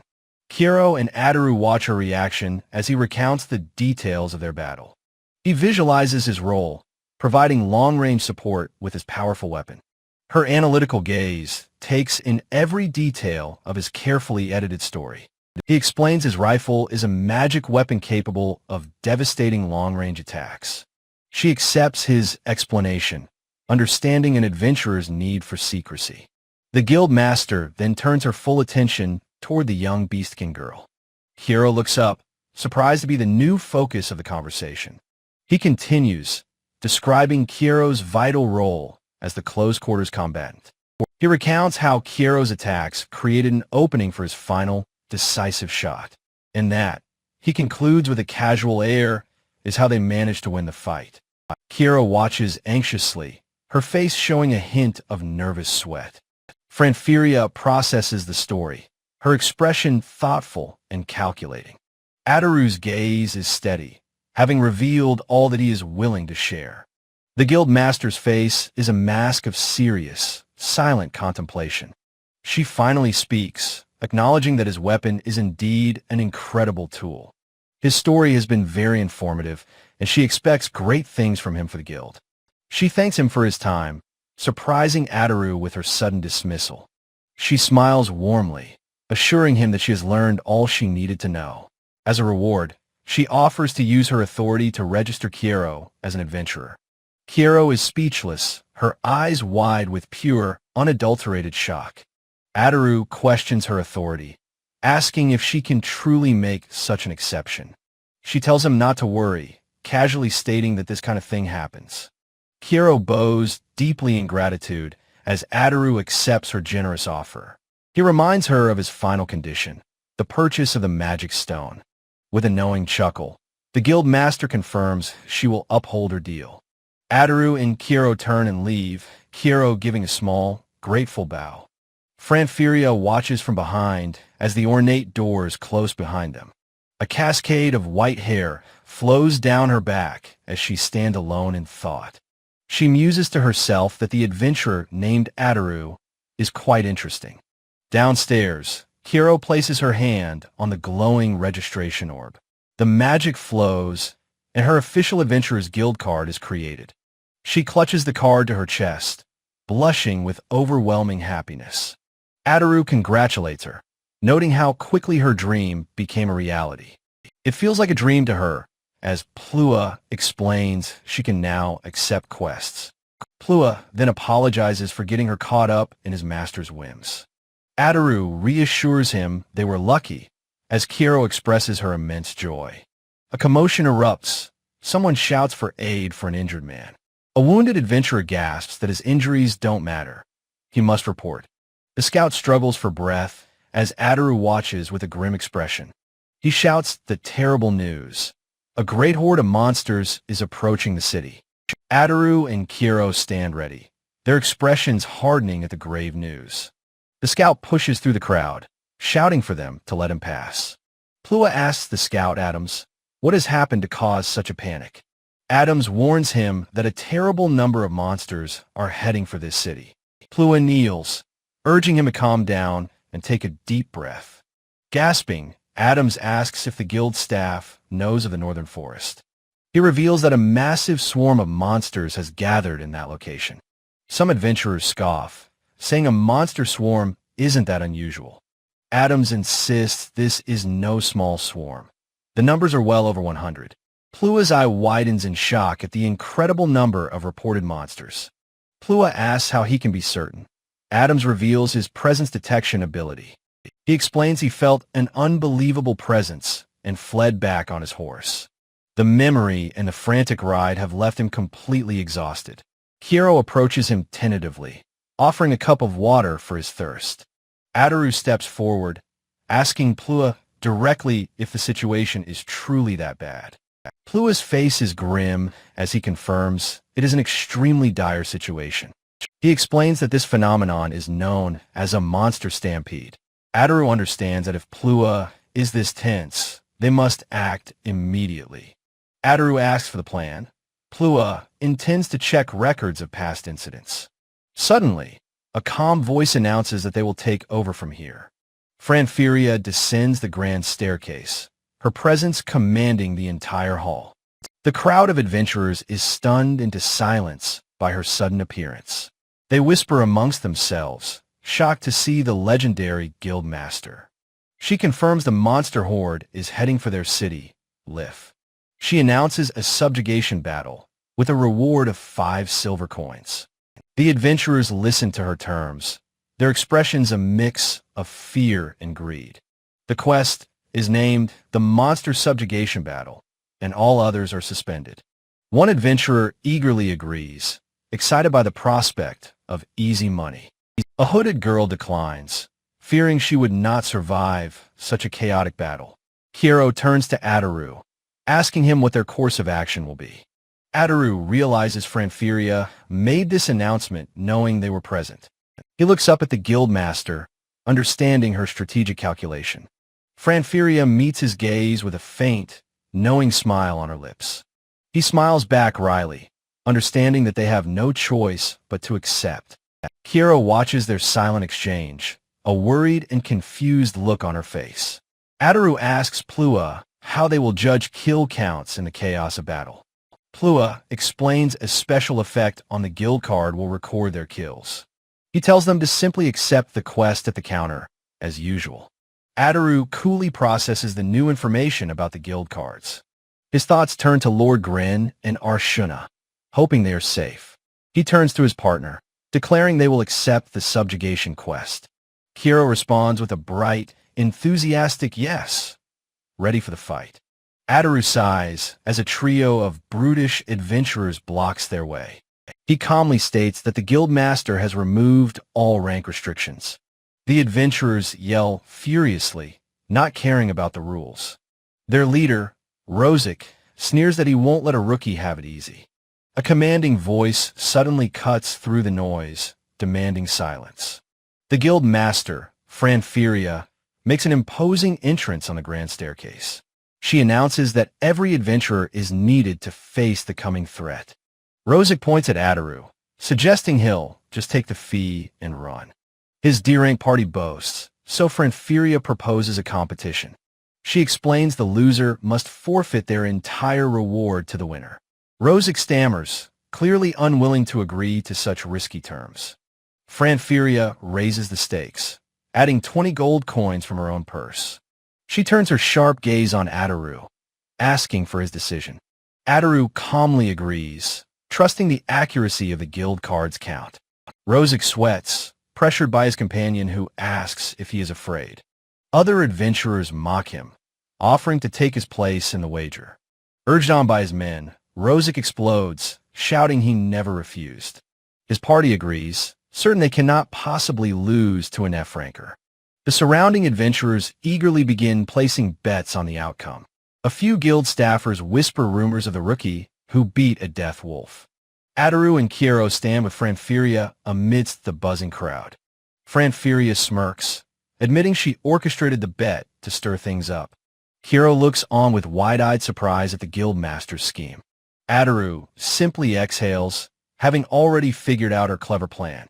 Franferia summons her assistant, Plua, to bring the official contract. Plua presents the formal document for the two parties to sign. With a swift stroke of the pen, Ataru signs his name. Rosic angrily scrawls his own signature, sealing the high-stakes wager. Franferia holds the contract aloft, declaring everyone present as witnesses. She announces the monsters are approaching, ordering melee fighters forward. Range attackers are ordered to the outer walls to form a defensive line. She rallies the crowd to meet the monster stampede with all their might. The trio stands atop the high city wall, surveying the forest below. The vast, quiet landscape stretches out before the city's defenses. Franferia observes Ataru, her expression thoughtful and unreadable. They look out at the sprawling forest, the source of the coming threat. Ataru and Kiero stand side by side, their expressions grim and resolute. Ataru's sharp eyes scan the area as other parties take their positions. Groups of adventurers and knights rush towards the edge of the forest. A diverse party of mages and warriors prepares for the onslaught. Kiero asks Ataru if it's wise for him to be so far away. He replies that the high vantage point is ideal for his weapon. Franferia says she has her own preparations and secrets to attend to. She tells Ataru to call for her if needed, then departs. Ataru and Kiero are now alone on the wall, their plans set. Ataru explains he will attack from the wall, while Kiero fights below. Kiero understands her mission is to use her speed to protect the city. He gives her a set of throwing knives, telling her to use them freely. He then tells her he has one very important warning for her. He warns her not to expect healing bullets, as they are unavailable. Her eyes widen as he commands her to prioritize her own safety. He gently cups her face, promising he will always be watching her. He vows that he will not allow a single monster to touch her. Kiero closes her eyes, promising she will never forget his words. The silence is broken as monstrous birds burst from the treetops. The first wave emerges, a horrifying legion of skeletal soldiers. They are followed by hulking stone golems, towering over the trees. Kiero calls his name, then leaps from the wall into the battle. She vaults over his shoulder as he aims, a perfect two-person army. The massive horde of stone golems lumbers towards the walled city.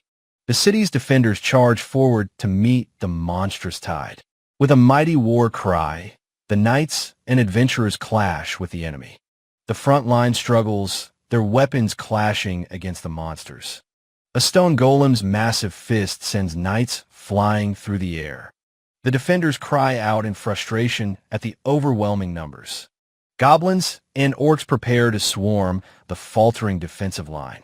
Kiero descends into the fray, a blur of motion cutting down monsters. The soldiers stare in awe, shocked by her impossible speed. One soldier recognizes her, as the rookie adventurer's beastkin companion. Kiero's face is a mask of fierce concentration as she fights. She gracefully dodges the swipe of a monster's massive claw. She stands ready as two more goblins leap towards her. She becomes a whirlwind of motion, cutting through the surrounding horde. From the wall, Ataru aims his rifle, his expression locked in focus. His eye is pressed to the scope, calculating his next perfect shot. He fires, providing precise, long-range support for his partner below. A monster that had broken through the line has its head obliterated. Kiero stands confidently, knives ready, surrounded by fallen enemies. She glances back towards the wall with a quick, grateful smile. Ataru returns her smile, proud of her incredible performance. Rozik's party panics, realizing their opponents have already killed 15. Rozik watches Kiero's impossible speed, realizing the tide is against him. His companion warns that at this rate, they're going to lose the bet. Rozik snarls, deciding they will have to interfere with the brat. Ataru takes aim, his expression cold as he prepares to fire. A brilliant flash of light streaks across the battlefield. A massive, horned ogre emerges, the true leader of the stampede. A glowing, magically charged bullet flies towards the ogre. The projectile slams directly into the ogre's crystalline magic shield. The powerful magical shield cracks under the immense force. With a brilliant flash, the shield shatters into a million pieces. The bullet continues onward, piercing the ogre's tough hide. The bullet strikes the monster's glowing core deep within its chest. A blinding light erupts from within as the core begins to detonate. The ogre's massive body is blown apart from the inside out. The giant monster crumbles into a mountain of dust and rubble. The gigant demon, regenerating from a fatal blow, roars in final defiance. Malevolent light erupts from its maw, a desperate, self-destructive attack. The monster's very form dissolves into pure, chaotic energy. A blinding explosion of dark magic threatens to consume the entire forest. Amidst the fading light, a lone figure stands, untouched by the blast. His rifle, still smoking faintly, is lowered as the battle concludes. Ataru quietly declares that this time is finally over. Franfiria stares, her composure utterly shattered by the impossible display. Basta, the A-rank hero, is equally stunned into silence. Milo is so shocked his very soul seems to float from his body. Ataru approaches Kiero, asking if the demon's dark magic has dissipated. She confirms the malevolent energy will now safely return to nature. Ataru offers his hand, telling her not to worry about what just happened. A squad of knights rushes to Franfiria, asking if she is unharmed. She assures them she is fine and immediately requests a status report. Franfiria expresses relief that the citizens are safe and commends the adventurers. Ataru helps the battered swordsman Basta to his feet, checking on him. He apologizes for having broken Basta's legendary sword during the fight. Basta insists he not worry. The sword fulfilled its ultimate purpose. Basta asks if his party is hurt. They're just hungry and exhausted. A lock of Kiero's long, silver hair blows in the gentle breeze. Basta invites Ataru to return to the city with their party. Ataru declines, explaining he is going to go retrieve his partner. He walks alone into the quiet, ravaged aftermath of the battle. Kiero waits anxiously, her heart pounding with worry and anticipation. He calls out her name, his voice startling her from her thoughts. He gently reminds her that she was supposed to be resting. Overwhelmed with relief, she can only stammer his name in response. A choked sob escapes her as she begins to run towards him. Tears of pure relief stream down her face as she closes the distance. She throws herself into his arms, burying her face in his jacket. He catches her, holding her securely in a tight, comforting embrace. Her silver hair is a stark contrast against his dark clothing. She sobs his name, crying that she is so glad he is safe. He reassures her he is safe and apologizes for making her worry. He holds her gently, stroking her hair as her sobs subside. From a distance, Basta's party watches the tender reunion with smiles. Franferia observes them, her expression thoughtful and unreadable. A knight asks the guild master what she makes of the mysterious Ataru. Franferia pauses, considering the immense, otherworldly power she just witnessed. She declares that he is simply an adventurer, nothing more. The monster subjugation battle is officially and finally declared over. Elsewhere, Rosic complains that losing to an F rank is utterly humiliating. He frets that his reputation as an adventurer is ruined in this city. His companions ask what he plans to do about the rookie. Rosic reveals his plan to ambush Ataru, tie him up, and hang him.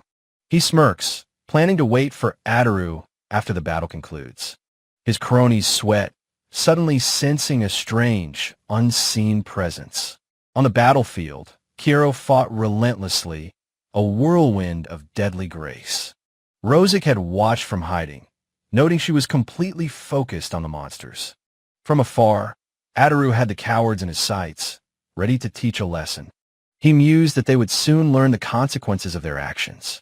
With a soft click, he adjusted the scope on his rifle. A silent shot impacted the ground, right beside the shirking adventurers.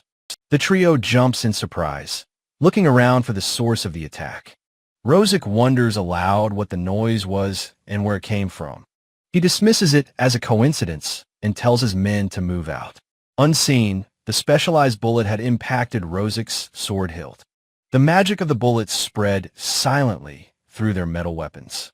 Their blades and knives suddenly crumbled into useless metallic dust. They realize with horror that the rookie is intentionally targeting them. Rosic panics, yelling at his men to find the Beastkin girl. Just then, a patrol of lizardmen monsters stumbles upon them.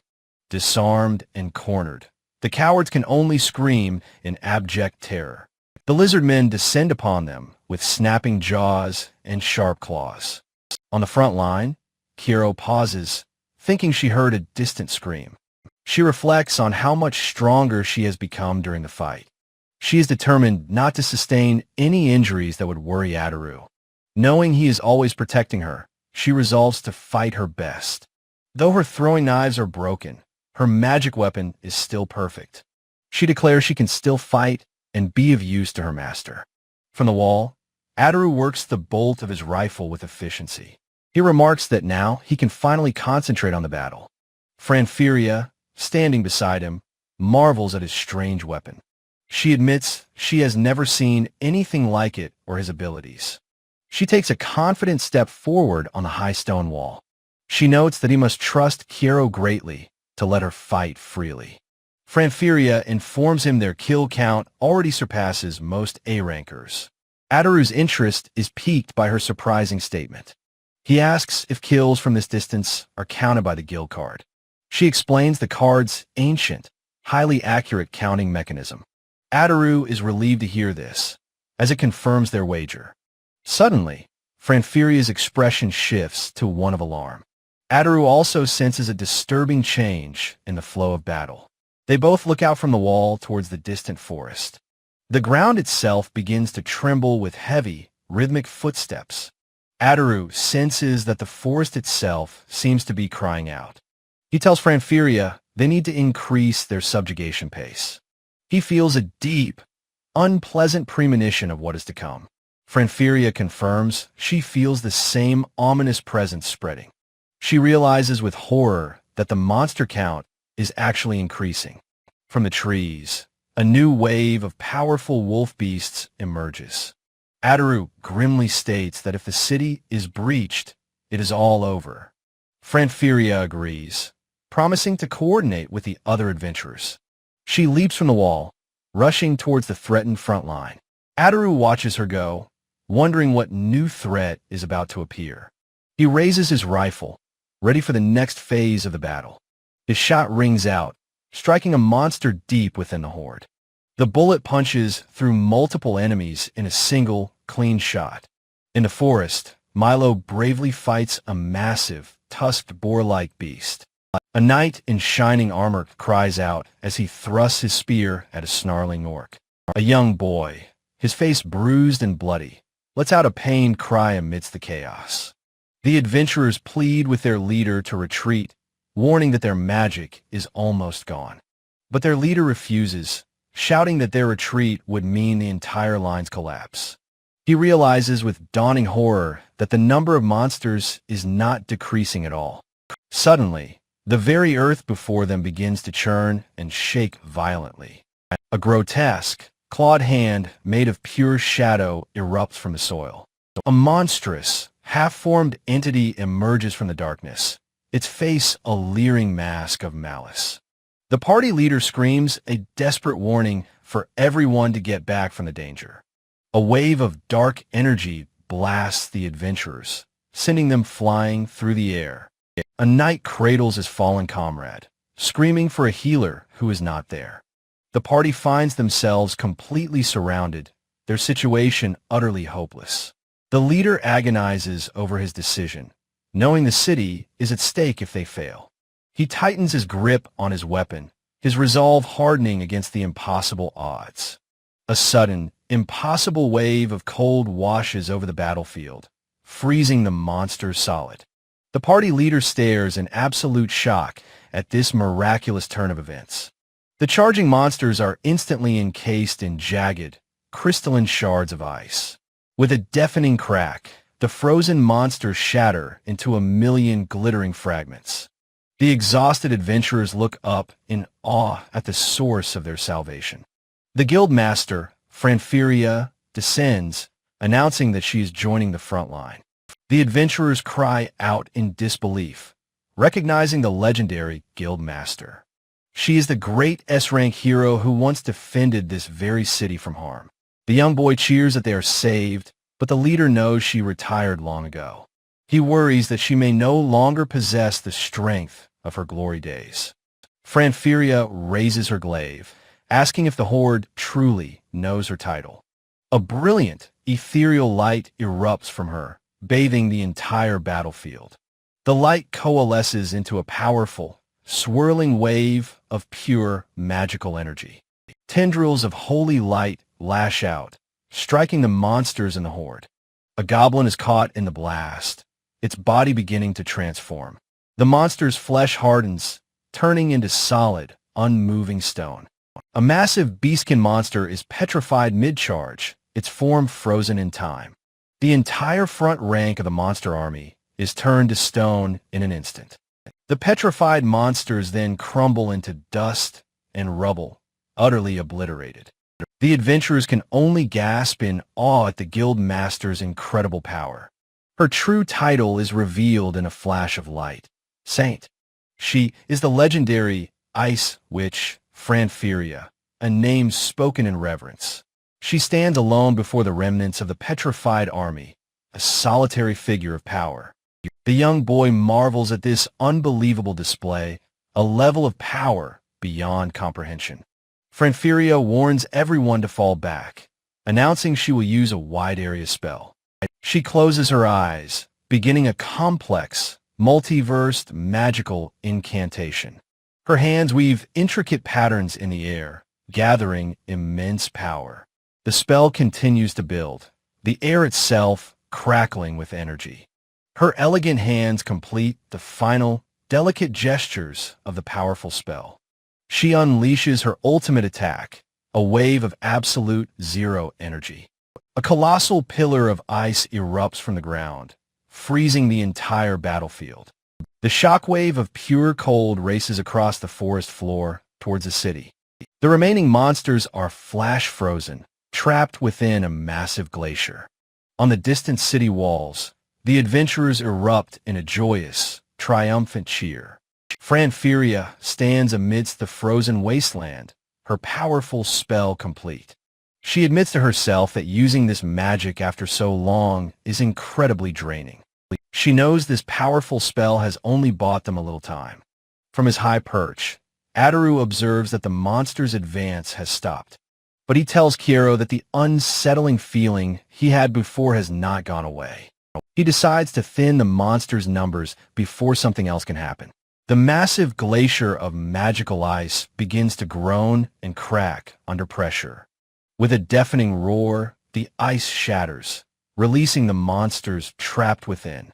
Kiro looks on in alarm, sensing a distinct change in the enemy's aura. She warns Ataru that the pace of the enemy's attack is shifting.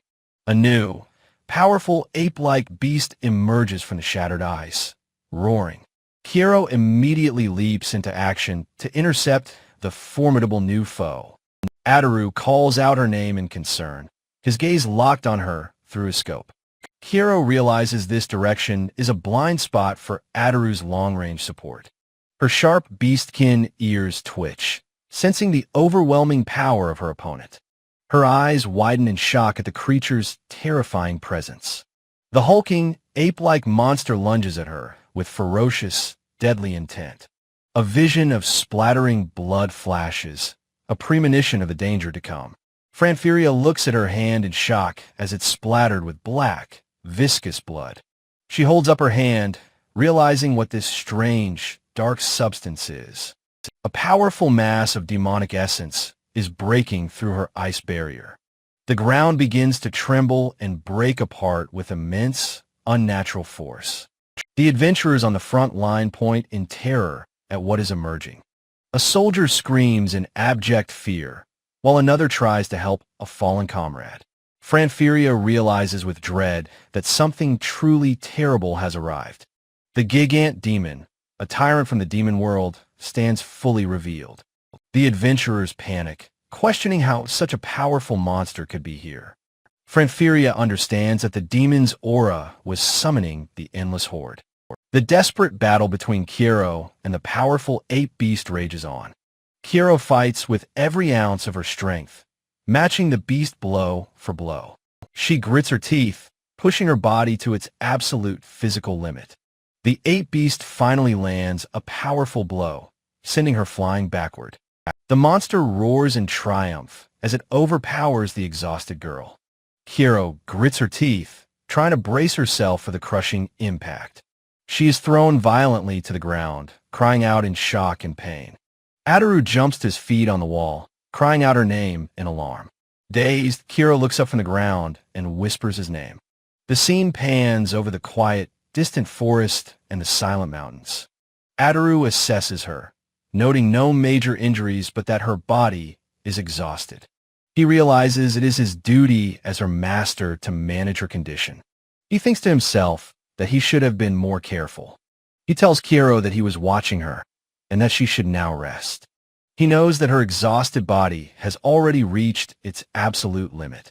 Kiro looks up at him, her eyes wide as she begins to protest. Ataru's expression hardens. He tells her firmly that this is an order.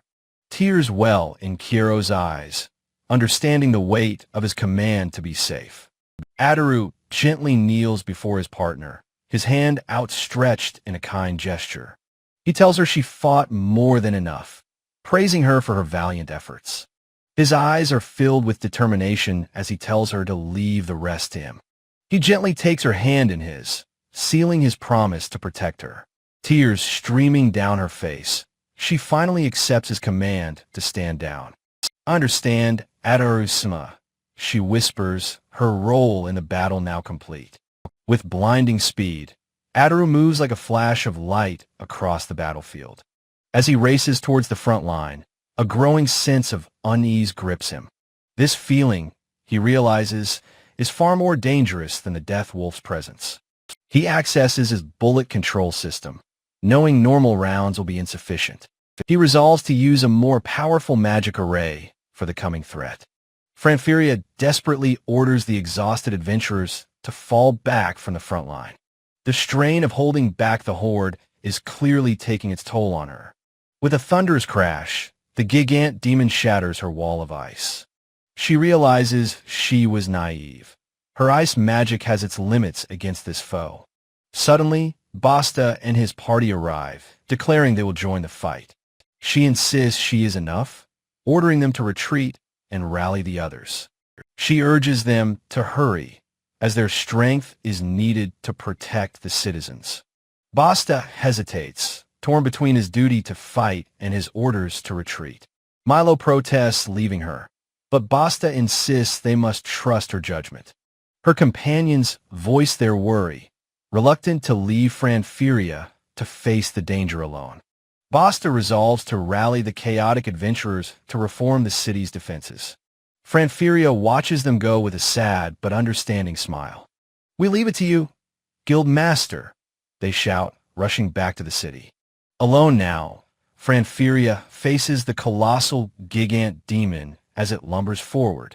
She knows her ice barrier is only a matter of time against such a foe. But she vows that the beast will not pass this point so easily.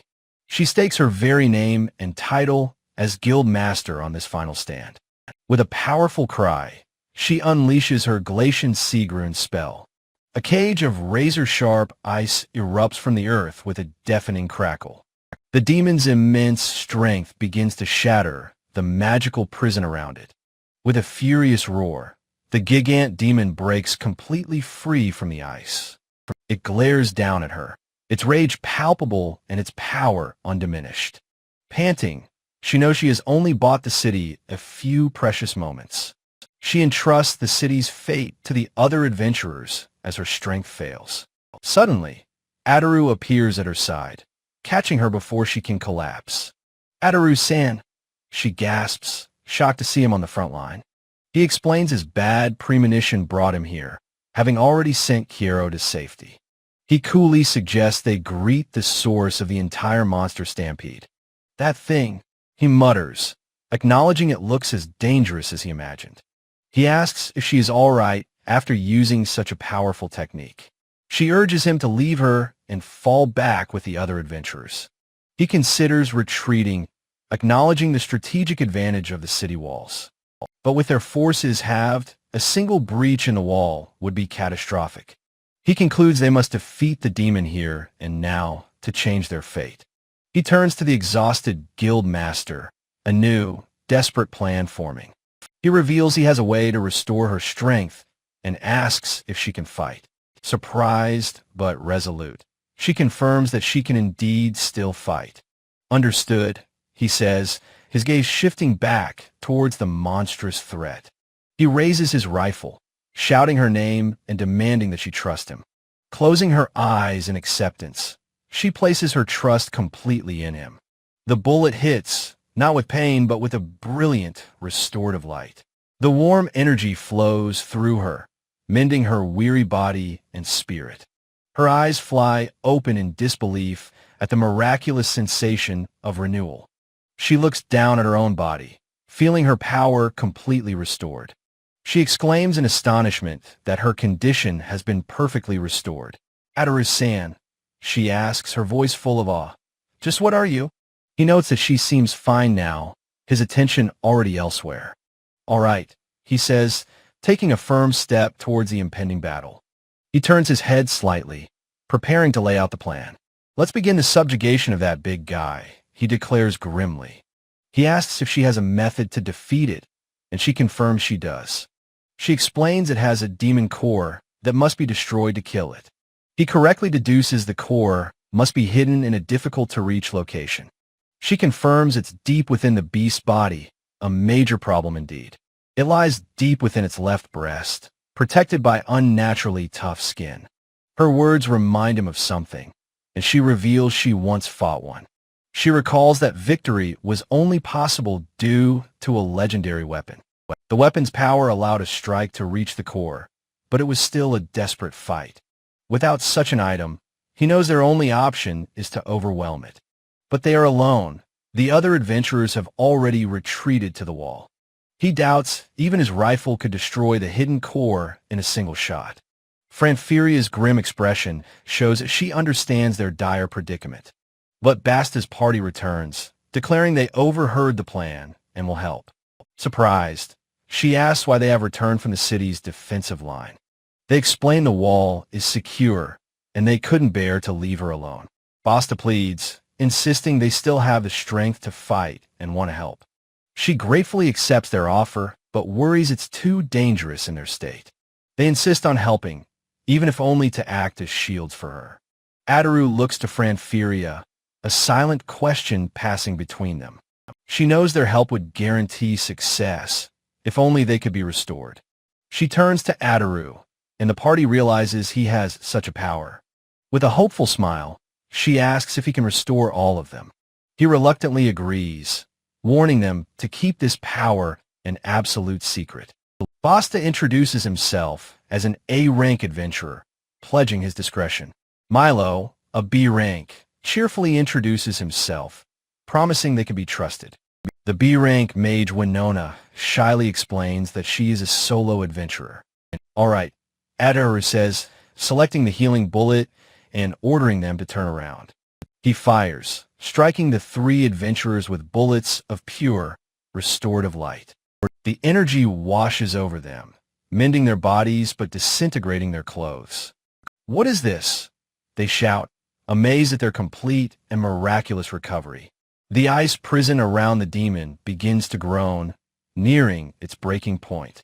The magical ice finally cracks and shatters under the immense pressure. With a mighty roar, the gigant demon finally breaks free, ready for battle. The five heroes stand united, a newly formed party ready to face the threat. Adaru confirms Basta knows about the core, asking if he can wound its left breast. The A-rank swordsman confidently accepts, saying his blade is more than capable. Leave it to me, Milo adds, equally confident in his own abilities. Winona shyly agrees, believing she can also be of some use to them. Adaru then turns his attention to the final member of their impromptu team. I understand, she says, agreeing to time her attack with theirs perfectly. He and Franferia will initiate the attack, with the others ready to move. The three adventurers roar their agreement, ready for the battle to begin.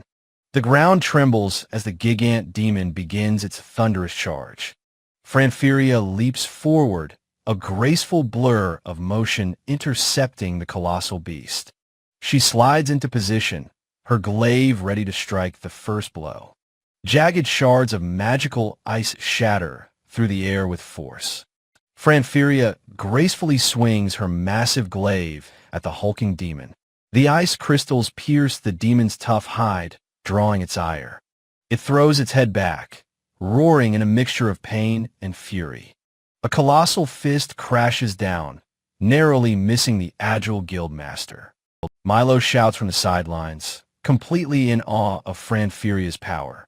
Adaru watches through his scope, impressed that she is aiming so well. He works the rifle's bolt with cool efficiency, preparing his next shot. Winona is stunned, exclaiming that he's attacking from an impossible range. A close-up shows a specialized bullet being chambered into the rifle. With a brilliant flash, Adaru fires his otherworldly weapon. His system confirms the use of a high-powered, overpressure bullet. The round impacts the demon's leg in a blinding, concussive blast. Shock waves ripple outward from the point of impact, shaking the air. The gigant demon staggers back, its massive leg grievously wounded. Milo and Winona cheer, believing the beast is finally faltering. Basta stares, unable to comprehend this F-rank rookie's incredible power. The demon's leg steams as the wound begins to regenerate instantly. The adventurers are amazed by the relentless, two-pronged assault. Basta wonders if their own party's turn will even be necessary. Winona gasps, pointing out the impossible speed of the healing. The wound closes, fueled by a seemingly endless supply of magic. Adaru deduces the source is a magic core in its left breast. He realizes destroying that hidden core is their only path to victory. Adaru yells his plan, ordering Basta's party to prepare for their turn. He warns them to move, as their current position is now a target. The demon's fist slams down, forcing the trio to scatter for their lives. Adaru watches as the demon rises from the steam, undeterred. He notes its near-total recovery and decides to create an opening. His internal system confirms the selection of a fire bullet. In that case, he declares, preparing to change his tactics. He takes aim once more, his expression one of cold calculation. A searing bullet streaks across the battlefield toward the demon. It strikes the beast's leg, engulfing it in magical flames. The fire cauterizes the wound, halting its rapid regeneration. A thick cloud of smoke and steam billows from the impact. The demon roars in pain, its incredible healing finally thwarted. It glares down at its burning leg with pure, unadulterated rage. It slams its fist into the ground in a show of frustration. The impact sends a powerful shockwave across the battlefield. Ataru confirms the special flame round is effective at delaying recovery. Declaring it isn't over, he selects his next round, a thunder bullet. He fires again, the rifle kicking back from the powerful shot. The thunder bullet strikes the demon's shoulder in a flash of light. Arcs of brilliant electricity crackle against the dark background. The demon is engulfed in lightning, its entire body convulsing. Paralyzed by the shock, the beast grits its teeth in agony. Ataru lets out a sharp exclamation, observing the effect of his attack. Winona is equally surprised by this new display of elemental power. Basta urges his party forward, telling them to get into position. Franfiria's long, silver hair whips through the air as she moves. She stands as a lone, elegant figure before the hulking monsters. She finds it remarkable how much damage a single adventurer can inflict. A shot focuses on her powerful physique and ornate battle attire.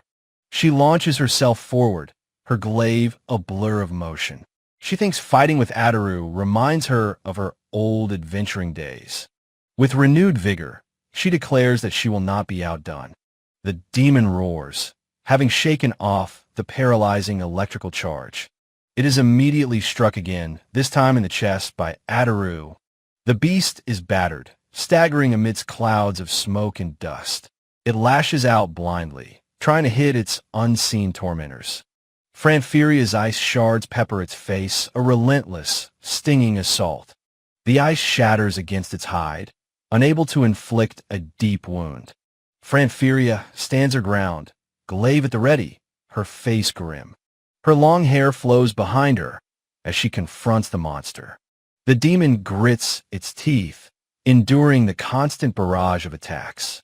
Franfiria's expression is one of cold, unwavering determination. From his position, Ataru takes aim for another critical shot. Basta's party watches from a ridge, exclaiming in utter shock. The view through Ataru's scope shows his crosshairs on the demon's leg. He fires a special explosive round, the muzzle flash immense. The bullet detonates at the demon's feet with a cloud of dust. The beast roars as the powerful explosion throws it off balance. Ataru thinks that this special explosive shell is not for damage. The ground erupts in a massive cloud of smoke and shattered rock. The demon's feet are completely obscured by the billowing debris. It stumbles backward, its massive weight working against it. Milo shouts in excitement, believing the gigant demon has finally fallen. He eagerly tells Basta that now is their chance to attack. Basta, however, is more cautious, telling him it is not over yet. A massive, clawed hand bursts from the dust cloud, already healing. The demon rises to its feet, steam pouring from its mending body. Its wounds seal themselves with a sickening, sizzling sound. Milo screams in disbelief, calling the monster's healing ability a cheat. The demon lets out a roar of absolute fury, fully recovered. A glowing, intricate magic circle appears on the ground beneath it. Franfiria begins her own powerful incantation, gathering immense energy. Her eyes glow as she chants the final words of her ultimate spell. She unleashes her binding technique, the formidable freezing coffin. A massive pillar of pure ice erupts from the ground. The ice instantly encases the demon's arm, freezing it solid. The gigant demon is trapped, imprisoned in a cage of magical ice. Basta's party cheers for the guildmaster, calling her a genius. Ataru acknowledges her incredible skill as a legendary S-rank adventurer. Franfiria says she trusts Ataru to be the one to defeat the demon. Ataru turns to the waiting party, telling them it's finally their turn. Basta stares back, his face a mask of shock and nervous sweat. Milo is equally stunned, his jaw hanging open in disbelief. Winona looks on, her eyes wide with a mixture of fear and resolve. The three adventurers stand together, ready to face their destiny. Winona, the mage, is called upon and responds with a determined yes. Milo, the spear wielder, answers the call with a confident, toothy grin. Basta rallies his party, declaring that this is their moment to shine. Adaru's voice directs their focus to the demon's left breast, where its core lies. The massive gigant demon remains trapped within Franfuria's jagged ice prison. Adaru watches the scene unfold, a bead of sweat on his temple. With a powerful crunch, the demon's massive arm shatters the ice.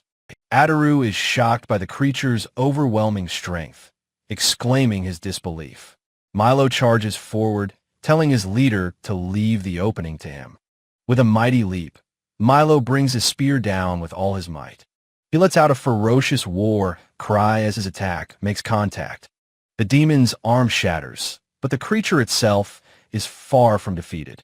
Milo is sent flying backward by the demon's powerful counterattack. He tells Winona he is counting on her as he hurtles past. Winona raises her staff, calling on the holy spirits of thunder for aid. She humbly petitions the spirits, asking them to lend her their power. Her staff glows brightly, crackling with immense electrical energy. She unleashes her electro-quasar spell directly at the colossal monster. A brilliant bolt of lightning strikes the demon in a blinding flash. Winona realizes a magic barrier is nullifying her spell, concluding physical attacks are needed. Basta leaps into the air, praising his companions for their excellent work. With fierce determination in his eyes, he declares he will finish this. He grips his legendary sword, channeling immense power into the blade. The crossguard of the sword of the Northern Dragon glows with holy light. Ethereal, swirling patterns of energy envelop the length of the mighty blade. Concentric rings of power pulse from the sword as it reaches maximum charge. Basta bellows, unleashing his ultimate technique, an S&D-style secret art. He becomes a meteor of light, striking the demon in a cataclysmic explosion. The blast is a testament to the combined, maximum power of his party. He believes that if an A rank like him can't win, no one can. Milo and Winona stare in awe at the aftermath of the incredible attack. Basta is thrown backward by the sheer force of his own attack. His cape is shredded to ribbons as he hurtles through the air. His companions rush to his side, calling his name with concern. He gets to his feet, urgently asking about the demon's status. The dust settles, revealing the demon with the sword embedded in its head. The monster is frozen solid, the legendary blade lodged deep in its skull. A close-up reveals the ice around the powerful sword beginning to crack. Winona stammers in disbelief, her eyes fixed on the sword. The party celebrates, believing they have won since the sword pierced its defenses. They cheer loudly, proclaiming their victory over the gigant demon. Franfuria watches their premature celebration with a knowing, unamused expression. Adaru calmly observes that their cheering is a classic death flag. As if on cue, the demon's hand moves, shattering its icy prison. More shards of ice break away as the monster begins to stir.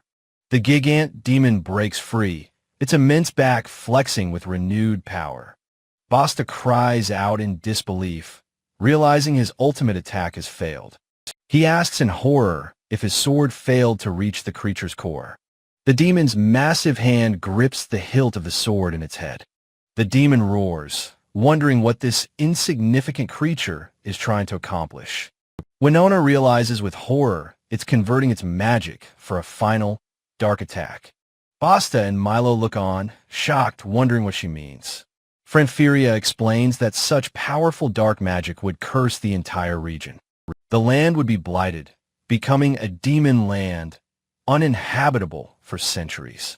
Adaru sighs, the sound echoing as he readies himself to finally end this. Franfuria watches him, a bead of sweat running down her temple. He mutters that this is far more trouble than he bargained for. In the guild hall, Hiro is praised for her 10th place rank and 43 kills. Other female adventurers congratulate her, inviting her to party with them sometime. Milo and Winona praise her, amazed at a rookie putting up such numbers. Kiro blushes, thinking this was only possible thanks to Ataru's support. Milo looks on, confused by his partner's humble and flustered reaction. He turns to his leader, asking what's wrong as Basta stares at the board. Milo spots Basta's second-place rank, congratulating him on his 120 kills. The crowd murmurs, creating a tense atmosphere as they wonder about the number one spot. Ataru is revealed as first place, with a staggering 302 kills. Kiro rushes to him, excitedly cheering that he is amazing, as expected. Ataru praises Kiro's impressive performance as well, and she thanks him gratefully. They share a high five, with Ataru noting their teamwork is becoming perfect. Ataru says that with their new ranks, their quest options will surely expand. Kiro beams, saying she's excited and that this is all thanks to him. The surrounding adventurers stare at the duo with awe and disbelief. Ataru whispers to Kiro that her celebration might be premature, sensing trouble. Kiro agrees, noting that for a rookie to post such numbers is highly unusual. Ataru thinks he tried to avoid standing out, but couldn't hold back. From the side, Franfiria watches them, letting out a small, knowing chuckle. She claps her hands together, drawing the attention of the entire hall. Franfiria announces that Ataru has won the battle and, by extension, the wager. Ataru interrupts, asking everyone to wait just a moment. He and Kiro stand together, facing the crowd of assembled adventurers. Franfiria looks down at him, her expression serious and questioning. The crowd murmurs among themselves, confused by his interruption. Ataru asks if they can just forget about the wager he made. Franfiria asks him to clarify what he means by that statement. He explains he accepted in the heat of the moment and wants no more trouble. He says protecting the city together was the most important thing. Franfiria confirms he wishes to forfeit the prize money, which is his right. Ataru smiles, agreeing that is what he wants. The crowd is shocked, realizing he's giving up a huge reward. Kiro looks up at him, her eyes shining with pride and admiration.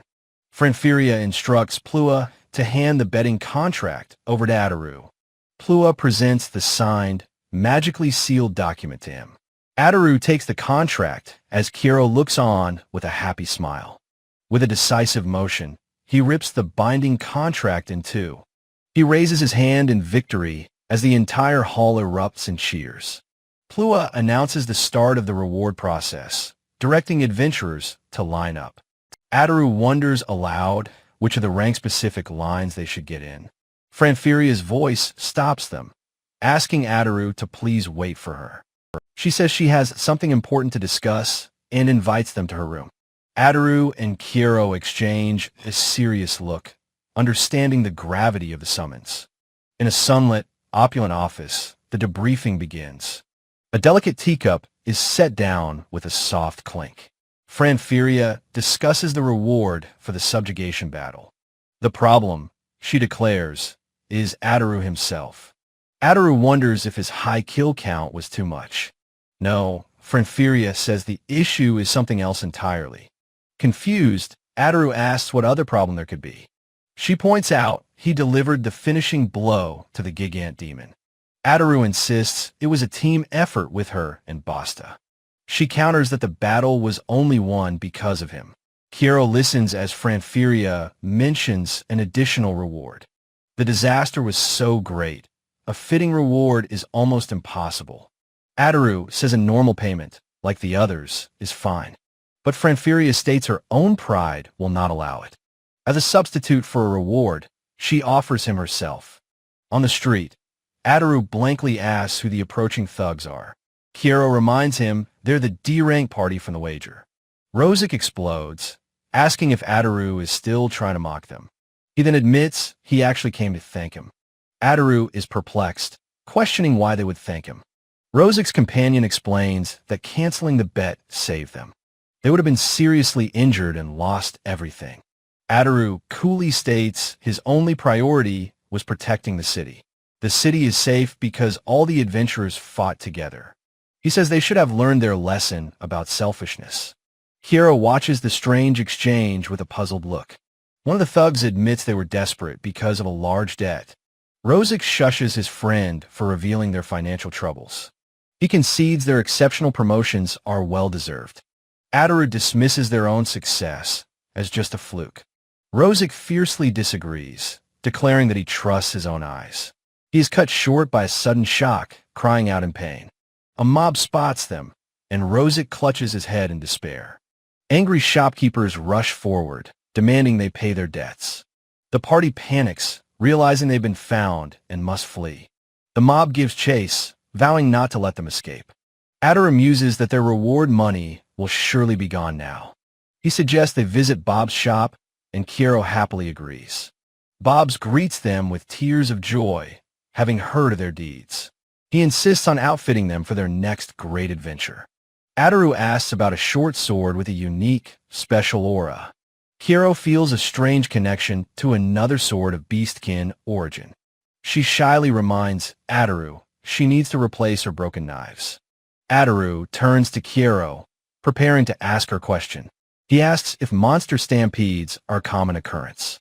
Kiero explains that, as far as she knows, they are very rare. An event of that scale, she says, happens only once a century. Ataru then asks her about the final monster they faced. She theorizes it was a creature from the demon world. Ataru questions the meaning of the demon world.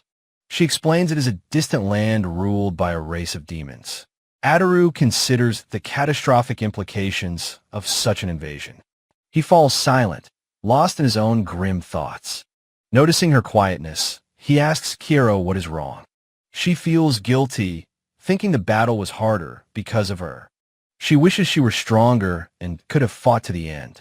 Clenching his pack, she laments not being more useful to him. Ataru gently ruffles her hair, stopping her self-reproach. He tells her not to regret it. She kept her promise to him. He asks her to recall their promise from before the battle. She remembers she was not to get hurt and need healing. He takes her hand, saying they both returned safely as promised. He tells her to be proud, as their promises connect them. Kiero looks up at him, her eyes shining with emotion. She replies with a heartfelt and determined, "Yes, Ataru-sama." He tells her not to rush, as she can't do everything at once. If she keeps doing what she can, one step at a time, she repeats his words, a hopeful smile on her face. He smiles back, saying things will work out as they should. Overwhelmed with happiness, Kiero covers her blushing face. Ataru confirms their purchase of the sword and 2 knives. The sky transitions, marking the start of a new journey. Kiero asks where they are headed next. They stand before a grand estate Ataru wanted to visit. He asks if she recognizes it. She has a vague idea. A guard at the gate recognizes Ataru and calls for Gil. The guard confirms that Ataru is always welcome at the estate. Ataru declines an escort, choosing to wait in the garden. Kiero looks on with a slightly surprised expression. They walk through the beautiful garden, past a large fountain. They stroll side by side along the manicured garden paths. Kiero marvels at the large and well-kept grounds. Ataru mentions this is only his second time visiting here. He sees figures approaching, noting their welcoming party has arrived. Lord Grin greets him warmly, saying he's been waiting for him. He invites them inside, having heard Ataru became an adventurer.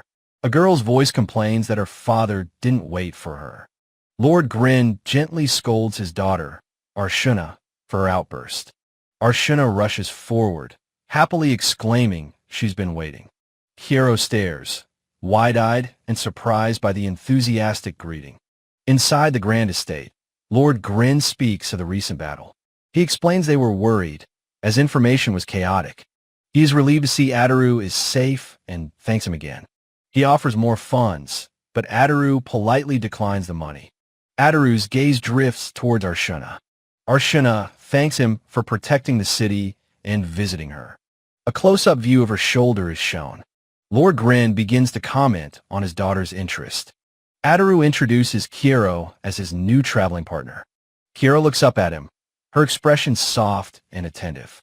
Ataru reflects that it was thanks to Lord Grin that he was able to meet Kiero. Kiero bows low, nervously introducing herself as Adaru's attendant to her noble hosts. She humbly apologizes for her lack of proper etiquette, asking for their forgiveness. Lord Gren's booming laugh fills the hall, while Adaru notes her greeting was merely informal. The Lord warmly introduces himself as Gren, taking Kiero's hands in his own. He calls Adaru a savior and declares Kiero a treasured and welcome guest. Lord Gren then introduces his kind-faced daughter, Arshuna, who greets Kiero warmly. The family's butler, Gil, is introduced, and he bows respectfully to Kiero. Gil suggests they retire to a sitting room, tasking Arshuna with guiding them. Kiero looks on, her expression a mixture of surprise and awe at the situation. Arshuna gazes at her guests with a gentle and curious expression. At her father's prompting, Arshuna agrees to lead them to the parlor. Adaru calmly accepts the offer, while Kiero agrees with flustered enthusiasm. Seated in the lavish room, they begin to discuss the recent, shocking events. Arshuna expresses her disbelief that the rumors of a gigant demon were true. The attendant Gil dabs his brow, visibly shaken by the news of the beast. The tension is palpable, illustrated by a teacup rattling on its saucer. Lord Gren asks if Adaru truly defeated the demon, which Adaru calmly confirms. The Lord is utterly astonished, saying this feat surpasses all of Adaru's previous deeds. Gil marvels at Adaru's unprecedented promotion to B rank in such a short time. He adds that Kiero's own promotion to D rank is an equally remarkable achievement. Gil reminisces that Lord Gren himself was an adventurer in his younger days. Lord Gren humbly admits that he was only a D rank who retired early. He explains that their promotions are a sign of the guild master's immense trust. He notes the obvious benefits of their new ranks, like access to better quests. Gil clarifies that an adventurer's rank also signifies their social standing and prestige. This elevated status can lead to connections with royalty and incredible wealth. Adaru scoffs at the idea, disliking the thought of being a noble's errand boy. Kiero worries about the possibility of compulsory quests from the aristocracy. Lord Gren praises Adaru's defiant spirit, saying it is the mark of a true adventurer. He assures them that adventurers are fundamentally free to choose their own paths. He explains the guild was founded to mediate the constant conflicts between nations. A legendary Grand Guild Master secured the guild's independence from political powers. Since then, the title of adventurer has become a true symbol of freedom. Gil adds that this story is a well-known legend among aspiring adventurers. Lord Gren states that this spirit of freedom is upheld by the current guild masters. Adaru muses that Franferia certainly embodies that free spirit before Arshuna interrupts. He turns to Arshuna, who is smiling at him and Kiero gently. Arshuna expresses her concern for Kiero's beautiful but slightly tangled hair. She kindly invites Kiero to her room so that she can brush it for her. Adaru encourages Kiero to accept the offer, and she nervously agrees.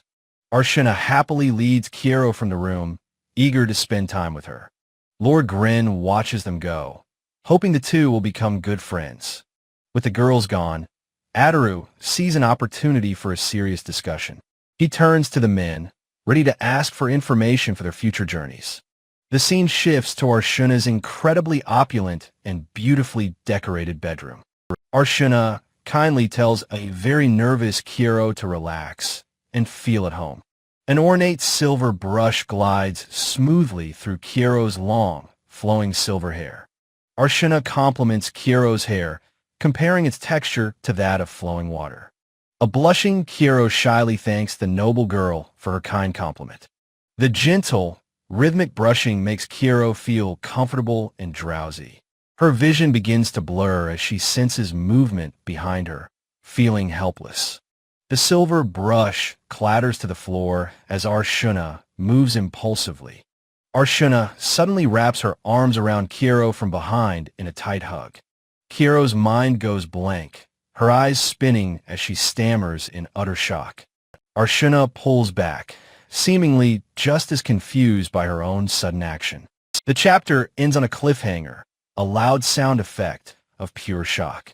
A flashback shows a stern governess correcting a young Arshuna.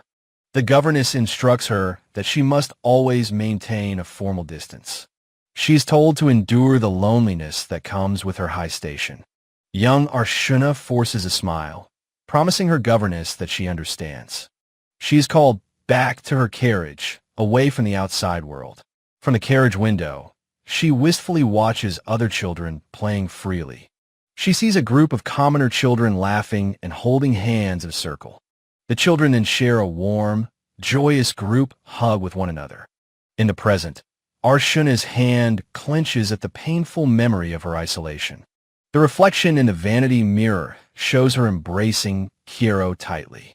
They both spring apart, their faces masks of shock and embarrassment. An awkward silence fills the room as they stand far apart. Arshuna covers her mouth, mortified and stammering Kiro's name. Kiro is equally flustered, her eyes spinning with dizzying confusion. Arshuna is horrified by her own sudden impulse, wondering what she was thinking. Kiro waves her hands frantically, insisting that it was somehow her fault. They exchange flustered apologies from opposite sides of the opulent room.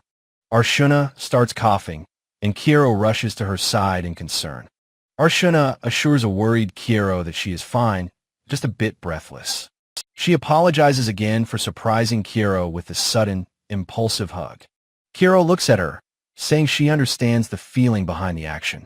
Arshuna confesses that she has wanted to hug Kiro since they first met. She was deeply impressed by Kiro's dignified and dazzling presence. She admits that she found Kiro beautiful and immediately wanted to be friends.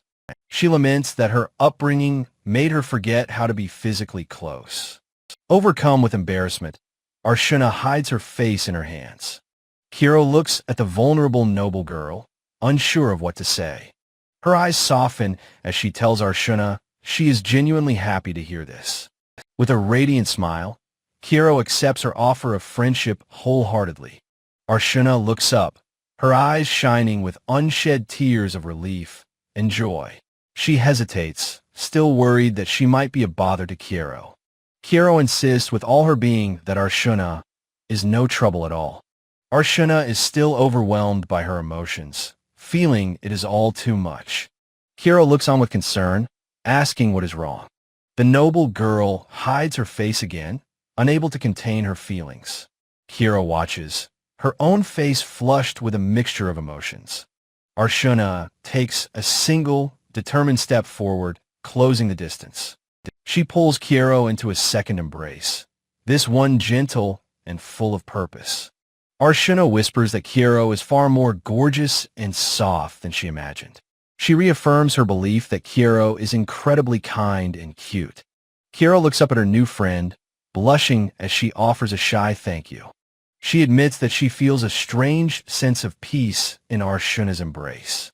The warmth of the hug sparks a faint, nostalgic memory from Kiro's distant past. Arshuna embraces Kiro from behind, gently whispering her name. A hazy memory surfaces, a voice speaking of their precious. The voice continues, calling her their beloved and precious treasure. A mother holds a baby Kiro, praying for her eternal happiness. Kiro's eyes fill with tears as the forgotten warmth returns. Overwhelmed by the sudden rush of emotion, she begins to cry. Arshuna looks on with gentle concern, calling out Kiro's name. Kiro is completely overcome, her face a mask of heartfelt tears. Their friendship sealed, the two girls embrace each other tightly. In the grand room, a new and powerful bond has been formed. The majestic grand estate stands proudly under the morning sun. The two girls burst into the room, making a request of Adaru.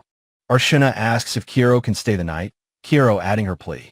Adaru agrees easily, checking if Lord Gren also permits it. Lord Gren laughs warmly, insisting she stay as long as she wishes. Kiro and Arshuna clasp hands, overjoyed by the happy news. Night falls on the estate, the moon shining through an ornate window. Arshuna and Kiro sleep peacefully side by side in the large bed. Adaru rests in his own room, the chapter ending on a quiet note. Suddenly, his eye snaps open, jolted from his peaceful sleep. He sits up, disoriented, wondering where he has been taken. He finds himself in the blood-splattered room where his old life ended. He recoils in shock, horrified by the sudden return to his death. His expression shifts as he recognizes this strange, ethereal space. A familiar, jovial voice chuckles, greeting him after a long time. The whimsical deity appears, reintroducing himself once again as God. Ataru dryly greets him back, asking if this is where he died. God praises Ataru's impressive performance since arriving in the new world. Ataru cuts to the chase, asking God why he has been summoned. God smiles, explaining that he has a special proposal for him. He recounts Ataru's incredible victories against the monsters. For his excellent work, God offers him a special, one-time reward. Ataru considers the offer, the creation of a brand new weapon. God chuckles, confirming that this is a very special, limited offer. He notes the rifle is ill-suited for the chaos of close combat. Ataru recalls the battle, acknowledging his weapon's limitations up close. In a confined space, he knows his rifle would be useless. God suggests they should brainstorm some ideas for his new weapon. A large, modern, semi-automatic pistol materializes before them. Ataru looks at the weapon, identifying it simply as a handgun. God enthusiastically recommends his custom-designed magic gun. He seems to understand Ataru has very particular tastes in firearms. He explains the unique mechanism for loading magical cartridges. The magazine can be preloaded with special rounds like fire or healing. He racks the slide with a satisfying clack, demonstrating its action. He gestures to the smooth, efficient mechanics of the weapon. He presents it proudly, asking if the action isn't impressive. Ataru strokes his chin, his expression thoughtful and unimpressed. God becomes flustered, asking if the design isn't to his liking. He's crestfallen, wondering what Ataru's reserve reaction means. Ataru thinks for a moment, a different, better idea forming. He makes a counter-proposal, a double-action revolver instead. God is utterly shocked by the very specific, classic request. Ataru calmly explains the mechanics of how the hammer would operate. Delighted, God agrees to the new design, eager to collaborate. He declares that time in this space won't affect the real world. A close-up shows Ataru's eyes, deep in thought and contemplation. He sits up in bed, realizing that it wasn't just a dream. On the nightstand, a sleek, powerful revolver rests in its case. He recognizes it as his new weapon, a gift delivered by God. The next morning, Arshuna laments that Ataru is leaving so soon. Lord Grin reminds her that as adventurers, they must continue on. Arshuna apologizes for her selfish desire to make them stay longer. Ataru tells her not to worry, while Kiro asks for a final word. Kiro formally thanks her host for their immense kindness. She performs a perfect, graceful curtsy, bidding them farewell. Lord Grin and Gil are stunned by her flawless, noble etiquette. Ataru compliments her performance, which makes her blush happily. Lord Grin encourages Kiro to be a confident partner for Ataru. He also asks that she continue to be a good friend to Arshuna. Kiro thanks him, promising to cherish his encouraging words. Gil offers to teach her more formal etiquette on her next visit. Arshuna calls out to Kiro for one last heartfelt goodbye. She says that hearing about Kiro's adventures was truly thrilling. She insists Kiro must return safely, as it is their promise. Kiro promises with all her heart that she will see her again. Arshuna then turns her attention to Ataru as they prepare to leave. She looks at him, a silent wish forming on her lips. She hopes that one day, she too can have such an adventure. She wishes them a safe journey, looking forward to their reunion. Ataru nods, telling Arshuna to take care of herself as well. He waves a final goodbye, telling everyone to stay well. Now on the road, Kiro asks Ataru about their next destination. She excitedly assumes they are heading to the guild for their rank up. Ataru stops her, his tone shifting to one of serious concern. Kiro is surprised, echoing his words with a worried expression. He explains that it concerns the magic weapon he gave to her. He praises its incredible power and her skill in wielding it. but he delivers a grave warning about the danger of its continued use.